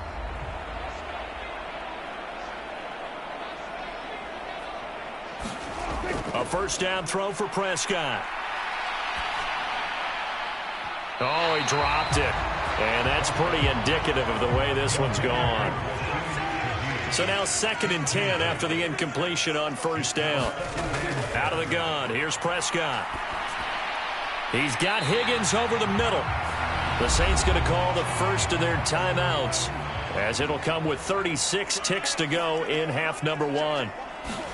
Prescott on 3rd and 2. Oh, had his hands on it, couldn't bring it in. Pretty symptomatic of how this game's been going. Now the veteran Thomas Morstead on to punt it away. He's been a busy man here in this first half as he gets it away. With it is Brown. 35 yards that time on the punt. And out will come the offense as they take over. The Niners ready to go on offense for the final time of this first half. And with a huge lead already, they may be thinking, hey, our job's complete for these first 2 quarters. Let's get this to the locker room. Final 24 seconds of the first half as they come up here 1st and 10. They'll try and start this drive in the air. Eluding the pressure right. And he slides and covers up at the end as he's going to be able to pick up decent yardage. Nice work to get 7 out of that, and it's 2nd down. So we have reached halftime here with the visiting 49ers on top. As we send you on over to Orlando for Jonathan Coachman in our EA Sports Halftime Report. Take it away, Coach. Okay, Brandon, thank you very much. More from you, too, in just a bit. But first, let's get everybody caught up with what's going on around the NFL here in Week 5. We'll start out west, Seattle making the trek down south to take on Arizona. And it's the Cardinals who have the lead as they play the second quarter. A touchdown run there for Javonte Williams. From there, we head east to Detroit to check on the Lions at home at Ford Field. And you can see, currently they trail in that ball game. Cooper Kupp with a touchdown catch from Matthew Stafford. Finally, let's get to the country music capital of the world and see what's happening with the Titans at home in Nashville. And they were winners in that one over the visiting Houston Texans. Derrick Henry, over 100 yards rushing with a touchdown run.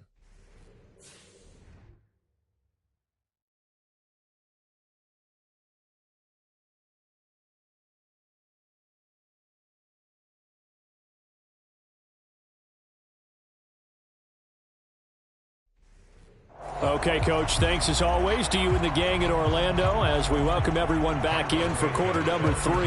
It's the 49ers out in front, and they will get the football first as well as we are back and started in the second half. And he'll go down as this drive will start at the 25-yard line. So here are the Niners to take over on offense. They were losers a week ago to the Rams, but they've got the lead right now as they start this drive 1st and 10.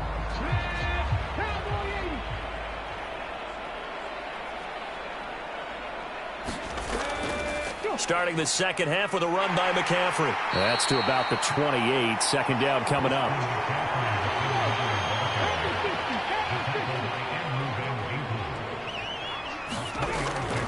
Again, they run. Again, it's McCaffrey. A pickup of about 3 yards as he's taken down at the 31. This now a 3rd and 4.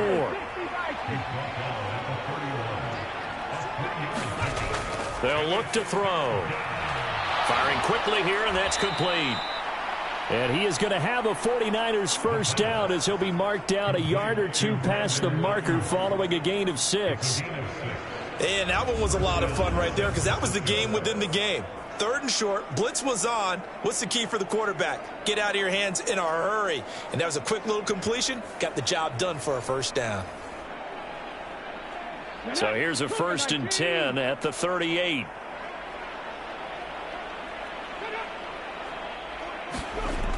They'll set up a throw. That's going to be caught by Samuel.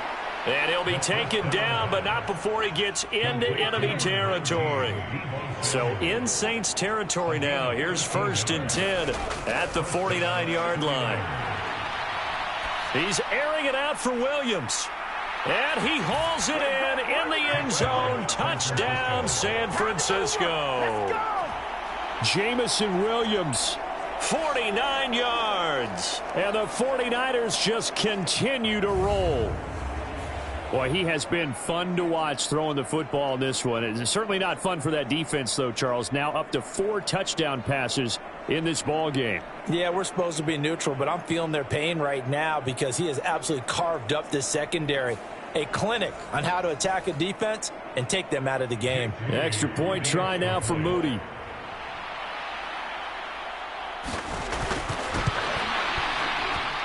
And the lead grows even larger here in the 3rd quarter. The drive summary that time, 5 plays. And it was Jamison Williams wrapping things up with a touchdown. So after the made field goal by Moody, he's back out to kick this one away. The return man down to a knee, and this will come out to the 25-yard line. Now the attention turns to the Saints offense getting ready for their first possession of the second half.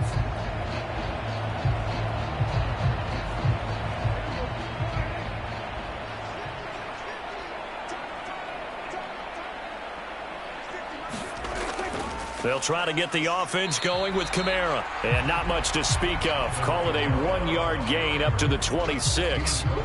We're just looking at the scoreboard and where we're at in the 3rd quarter. I don't know that it's going to matter much at this point, CD, but these small runs on the ground, they're not going to get it done. No, they're not. And right now, the guys stopping the run have been superior in this ball game, giving them no openings, no seams, and now they've got this game well in hand.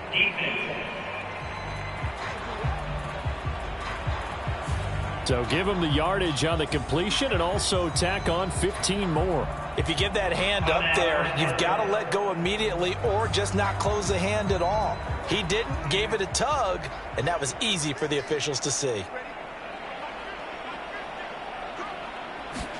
On 1st and 10, Prescott. That'll be taken in by Shaheed. And he's brought down. Back-to-back good plays have him on the move on 1st down. Prescott. And that is caught on the right sideline, but out of bounds, says the line judge. The throw took him a little too far. It's 2nd down. Ball on the 42 as they come up 2nd and 10. Looking to throw. Prescott. A quick throw there is incomplete. Now they face a 3rd and 10 after back-to-back incompletions. Here's Prescott. And that will be incomplete.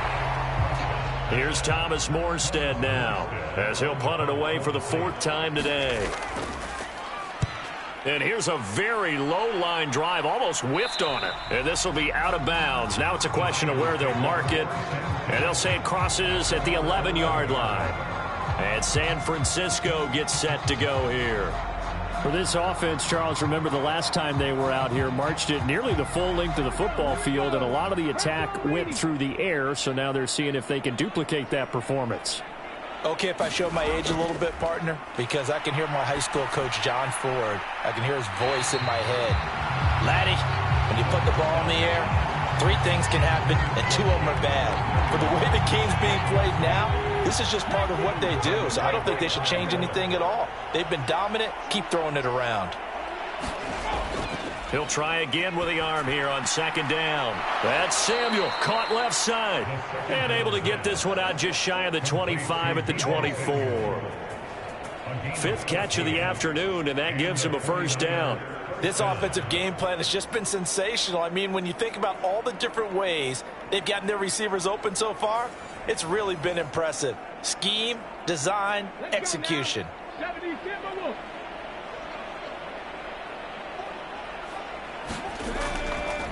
The play-action fake. They'll look to throw. And he's taken down here by the Saints. Brian Brzee breaking through to get him to the ground. It's a loss of 7. Chalk that up as their 1st sack in this game, and they tallied 4 a week ago. And probably not as much exultation in that sack as what took us so long. Because when you get 4 the previous week, you're counting on continuing that momentum. They didn't get that done in the first half of the game. Let's see now if they start to bring even more exotic pressure towards the quarterback.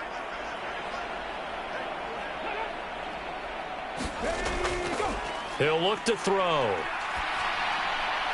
Well, this is caught by Williams. So give him 5 yards there on the pitch and catch. And that's going to lead to a 3rd and 12. We'll see what they have drawn up here. A little bit behind the line. 12 yards needed to gain a 1st down. And looking for Kittle, but it's intercepted. Picked off by Alontae Taylor.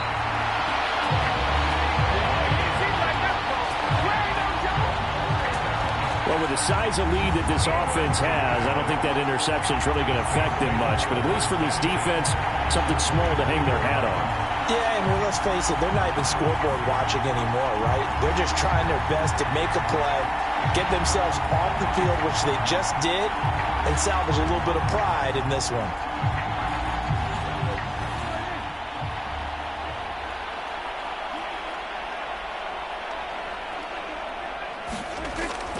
Kamara up the middle. And he'll get about 5 here as he'll take this down inside the 20-yard line. Now 2nd and 5.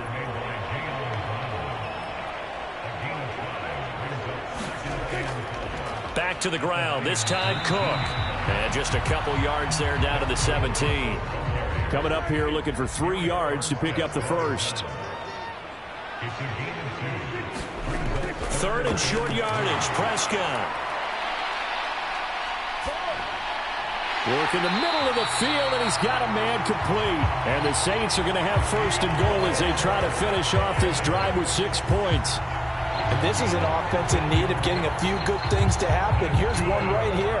They've had their share of struggles in key moments, but that's a nice throw and nice work after the throw. And they're set up now with a 1st and goal. They come out with 1 back and 3 tight ends.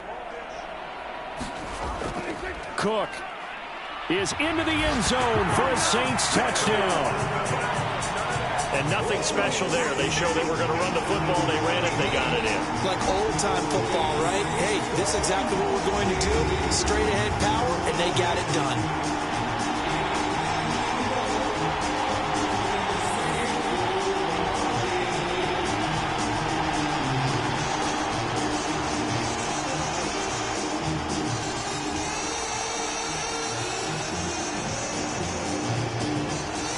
Cairo Santos on to try the extra point.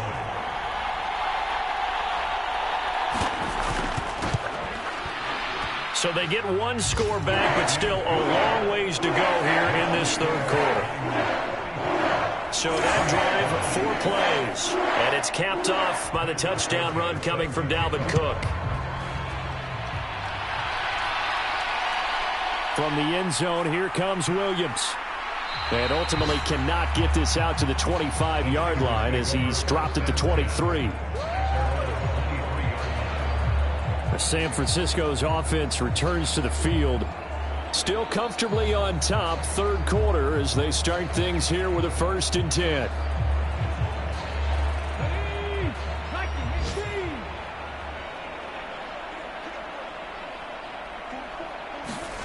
Trying to shake off the interception from the last drive. He'll look to throw. And he takes a shot on the release as this will be incomplete.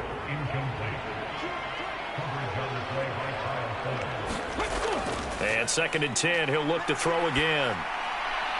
This will be caught. It's Samuel. And they get him down, but not before he takes it across the 40-yard line. That catch puts him over 70 yards receiving now as he's got a 1st down. This is just more of the same. This defense has had no answer on a lot of these throws. They've let these receivers run wild, and here's another completion for good yardage.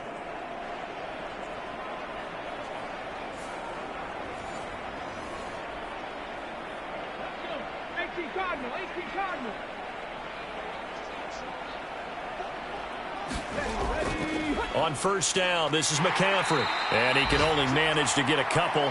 2nd and 8 coming up. Inside 4 minutes to go, third quarter. They stay on the ground. McCaffrey again. 4 yards on the pickup there as it'll leave him with a 3rd and about 4 more for 1st. They'll drop to throw. And this pass broken up. The contact well timed there, and now 4th down. Wisnowski on to punt as he sends this one away. And no return here. Where will they spot it? They say just outside the 20-yard line. And now the Saints get set to trot out there. Well, we're still in the third quarter, so there's some time to kind of clean this up and make it look more respectable. Now, a win, that's probably gone out the window, Charles, but I don't know. Do you look at this as a time to just improve and maybe start to look towards the future? I think you have to find something to play for, something to grasp onto until the clock runs out.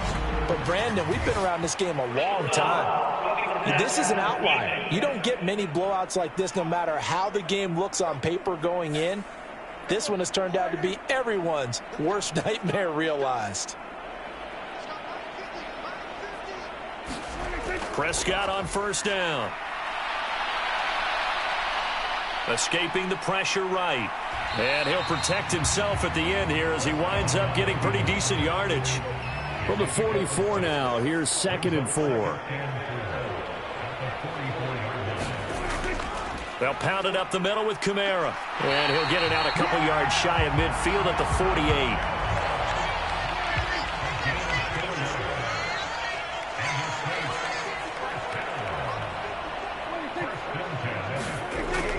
First down, here's the run with Cook. And he's got this one across midfield into 49er territory. 2nd and 5. Now Prescott. He finds Hopkins complete. 6 yards the pickup, and that's a 1st down.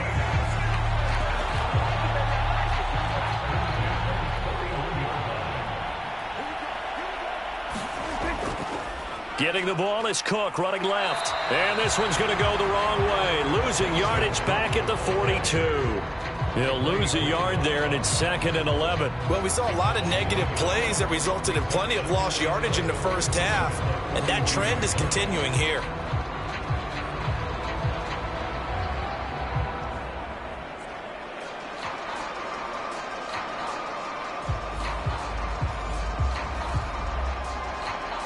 So after the loss of a yard, they'll look to push forward here on 2nd down and 11. They stay on the ground. This time it's Kamara. And he'll take it inside the 40 to the 39-yard line.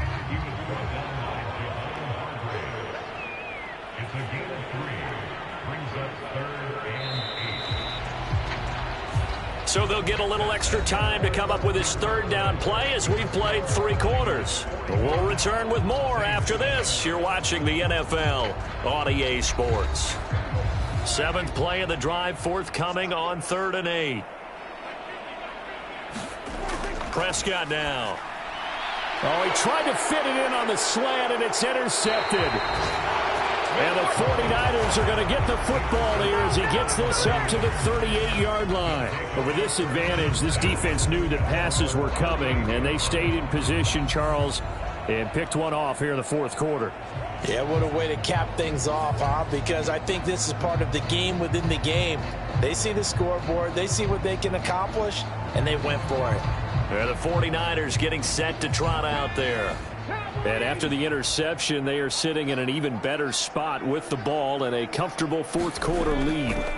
The drive begins with a run by McCaffrey. And he's going to take this ahead for right around 3 yards, but no more than that. 2nd down. That's it. That's what you want. Straight ahead positive gain. Just keep that clock ticking. From the 41, here's 2nd down and 7. They'll give it up to McCaffrey. A gain of 3 last play. This time they double it and pick up 6. The Niners on 3rd down. They've had good success, 5 for 8 to this point. They're looking at 3rd and the nose of the football. They'll try and pick it up with McCaffrey. And he's got enough for the first across midfield to the 48. It's a gain of 4 there, and it gives him a new set of downs. Brandon, when a defense just simply can't get off the field on 3rd down, and we all know how important that down is for both sides of the ball, you often feel like you're just a step behind whatever they're doing offensively. And one of the differences in this game, no doubt, 3rd down conversion, and that is going to be a story they'll talk about after this one. Okay, ready?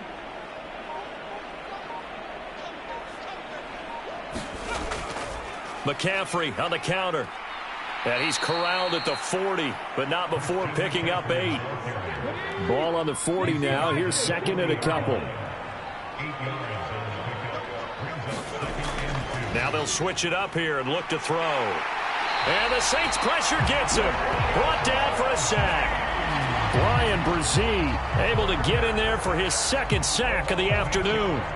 Well, someone's closing in on the league lead in sacks. He came into the game in the top 5. Now you add 2 more to his total.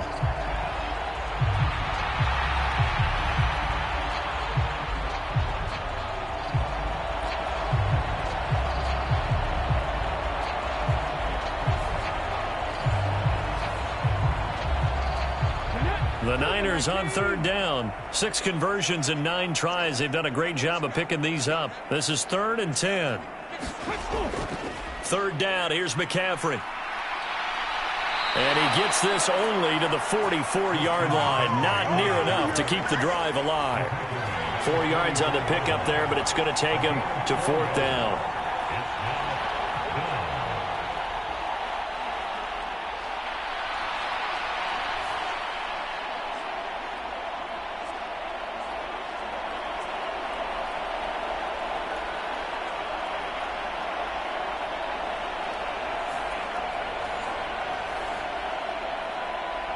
So look at this. Here's the field goal unit coming out. And he is going to need to bomb this one. And he's going to miss this one. That is no good. Well outside the left upright. But that shouldn't matter a great deal as they still lead by a bundle here.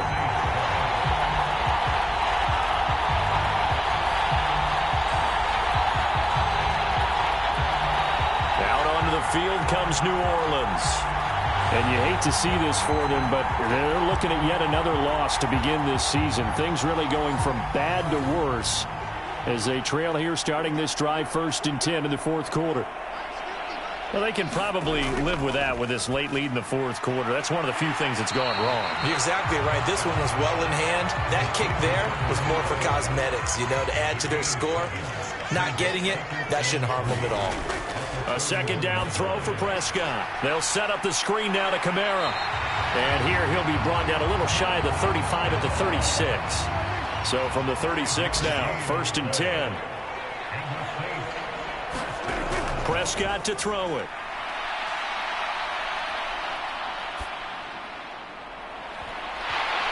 And that's going to be incomplete. Too tough to hold on to that one. It's 2nd down.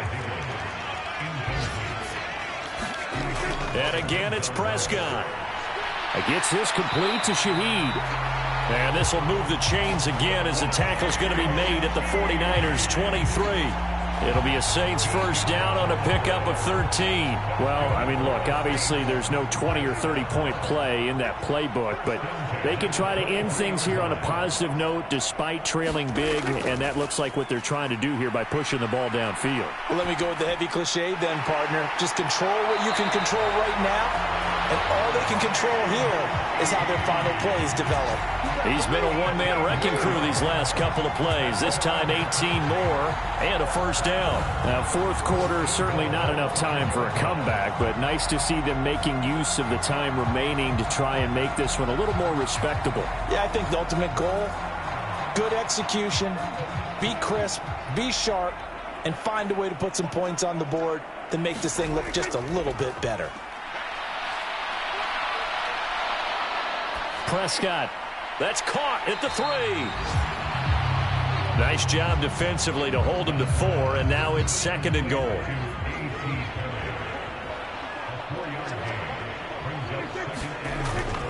Cook will score. Touchdown, New Orleans. So they brought the extra bulk in down on the 1-yard line, and they're able to push this one across. Yeah, I can just see your face right now because I know we're mind melding on this one. Coach Madden would love this. Power football, hat on a hat, chest to chest, driving forward, touchdown.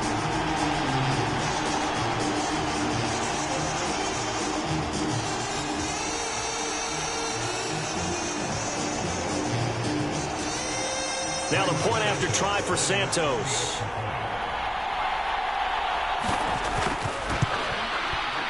And they make the score a little bit more respectable here in our final quarter of play. So that winds up a 7-play drive all told. And it's capped off by the touchdown run coming from Dalvin Cook. This taken in at the goal line.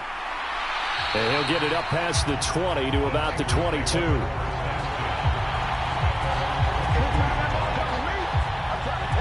San Francisco set to go on offense once more. And right about now, heck, they might be wishing they did not have a bye week coming up next week. It appears they're going to go into that week off in high spirits as they've got this one well in hand. They start on the ground with McCaffrey. And he's taken down but able to slip across the 35. 59 yards rushing for him in the ball game now on 14 carries. Another example of this offense really having their way, Charles, and another big chunk play there on the ground. And when you look at the defense, they've got to do a much better job of wrapping up when they tackle. A lot of great opportunities continue to slip through their fingers, as do the runners. One play has him to the 37 here for 1st and 10. Shotgun handoff now to McCaffrey. And they will only muster a yard here to the 38. This defense starting to buckle down when they need to, and right now they're winning this 4th quarter, losing the game, but they're winning in the 4th quarter. And what a fine line it is about what they're trying to get done, because they're down, so they obviously need the football, need a score, but they can't be so aggressive as to give up their edge, their gaps, and have the offense hit them with a big play. 3rd and 5.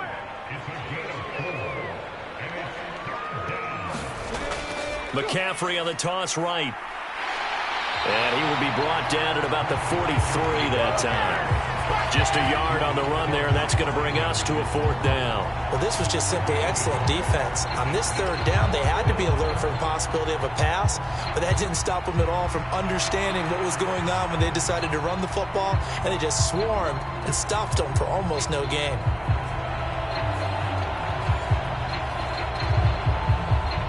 Here comes the 49ers punter now, as he'll kick it away for the 2nd time.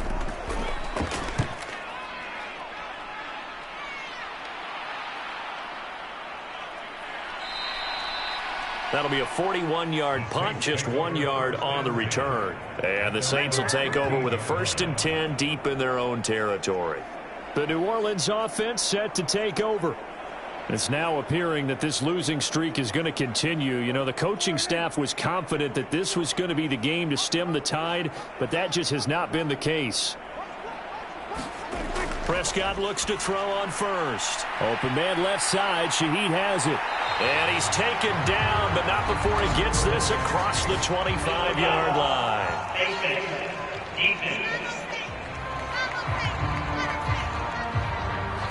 So a tug on the face mask, and that's going to cost him 15 yards. And sometimes it'll go unnoticed, but that one, pretty obvious for everyone to see.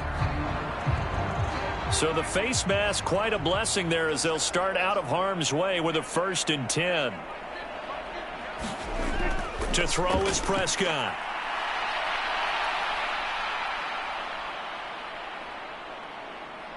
Just keeping the play up. And he's taken down, trying to do a little too much, getting outside of the pocket, and it results in a sack.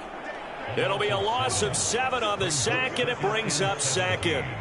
We all know he's one of the better quarterbacks in the league, but definitely not today. His team trailing by multiple touchdowns and a late sack. Just a parting gift from the defense for him to take back to the locker room with him.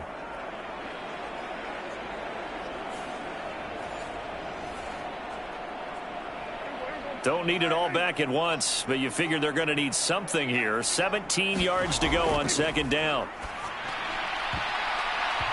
And the timing a bit off that time as that one falls to the ground. The Saints on 3rd down, not so hot. 2 for 9 to this point. This is 3rd and 17. Quick throw on the slant, but that's behind his man and incomplete. That incompletion is not a surprise with the way that this one has gone, and the frustration, the body language is evident everywhere. This team, they've really been put through the ringer in this one. All right, they're going to try and keep hope alive here on 4th down. They're going for it. Desperation time. Prescott on 4th. And incomplete on the deep ball. The Saints' decision to go for it backfires. And the Niners take over in terrific field position. Well, that's another mistake there on the drop pass on 4th, and we've seen them do things like this all game. It's not hard to figure out why they're down by that deficit. They haven't made plays that are going to keep them in the game or win the game all game long. That's another example right there. It all boils down at the end of it to execution. Either you make the play or you don't. McCaffrey running up the middle, and he'll take this ahead for about 4. 2nd down coming up. And credit the tackle to Brandon Jones. Just 2 minutes remaining here in the 4th quarter of what has been a one-sided affair. 2nd down and 6 now.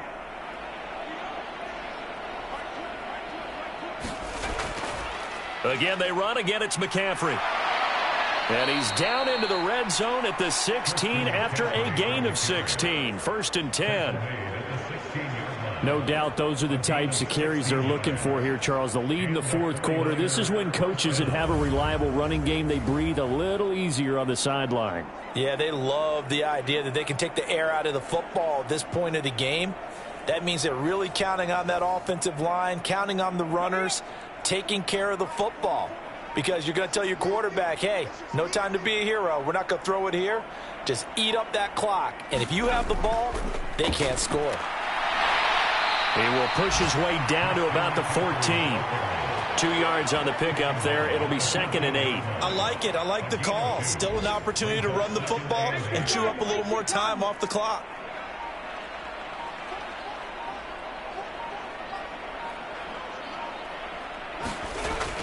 On 2nd down, McCaffrey.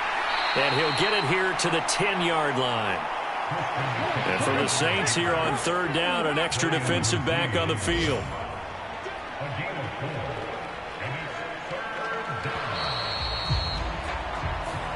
So the victory here for San Francisco, and even playing on the road, the class of this ball club just too much to overcome. Yeah, deep down, I think even the fans knew how this one was going to turn out. All right, they just came to support their team, hoped they'd see some good football, and they did. but they didn't really expect their team to win. In fact, they probably came in and said, let's win the tailgate, because that's where we have the advantage, and I bet they did that. So for San Francisco, they move back over 500 at 3-2 now on the year. And they'll be able to enjoy this one through the bye week before they get back at it again. Meanwhile, for the Saints, the calendar changed October didn't help as they dropped to 0-5 on the year. And they'll try to turn things around next week as they have a matchup in Cincinnati against the Bengals. And for Charles Davis and our entire crew here at EA Sports, I'm Brandon Gaudin saying so long, everybody.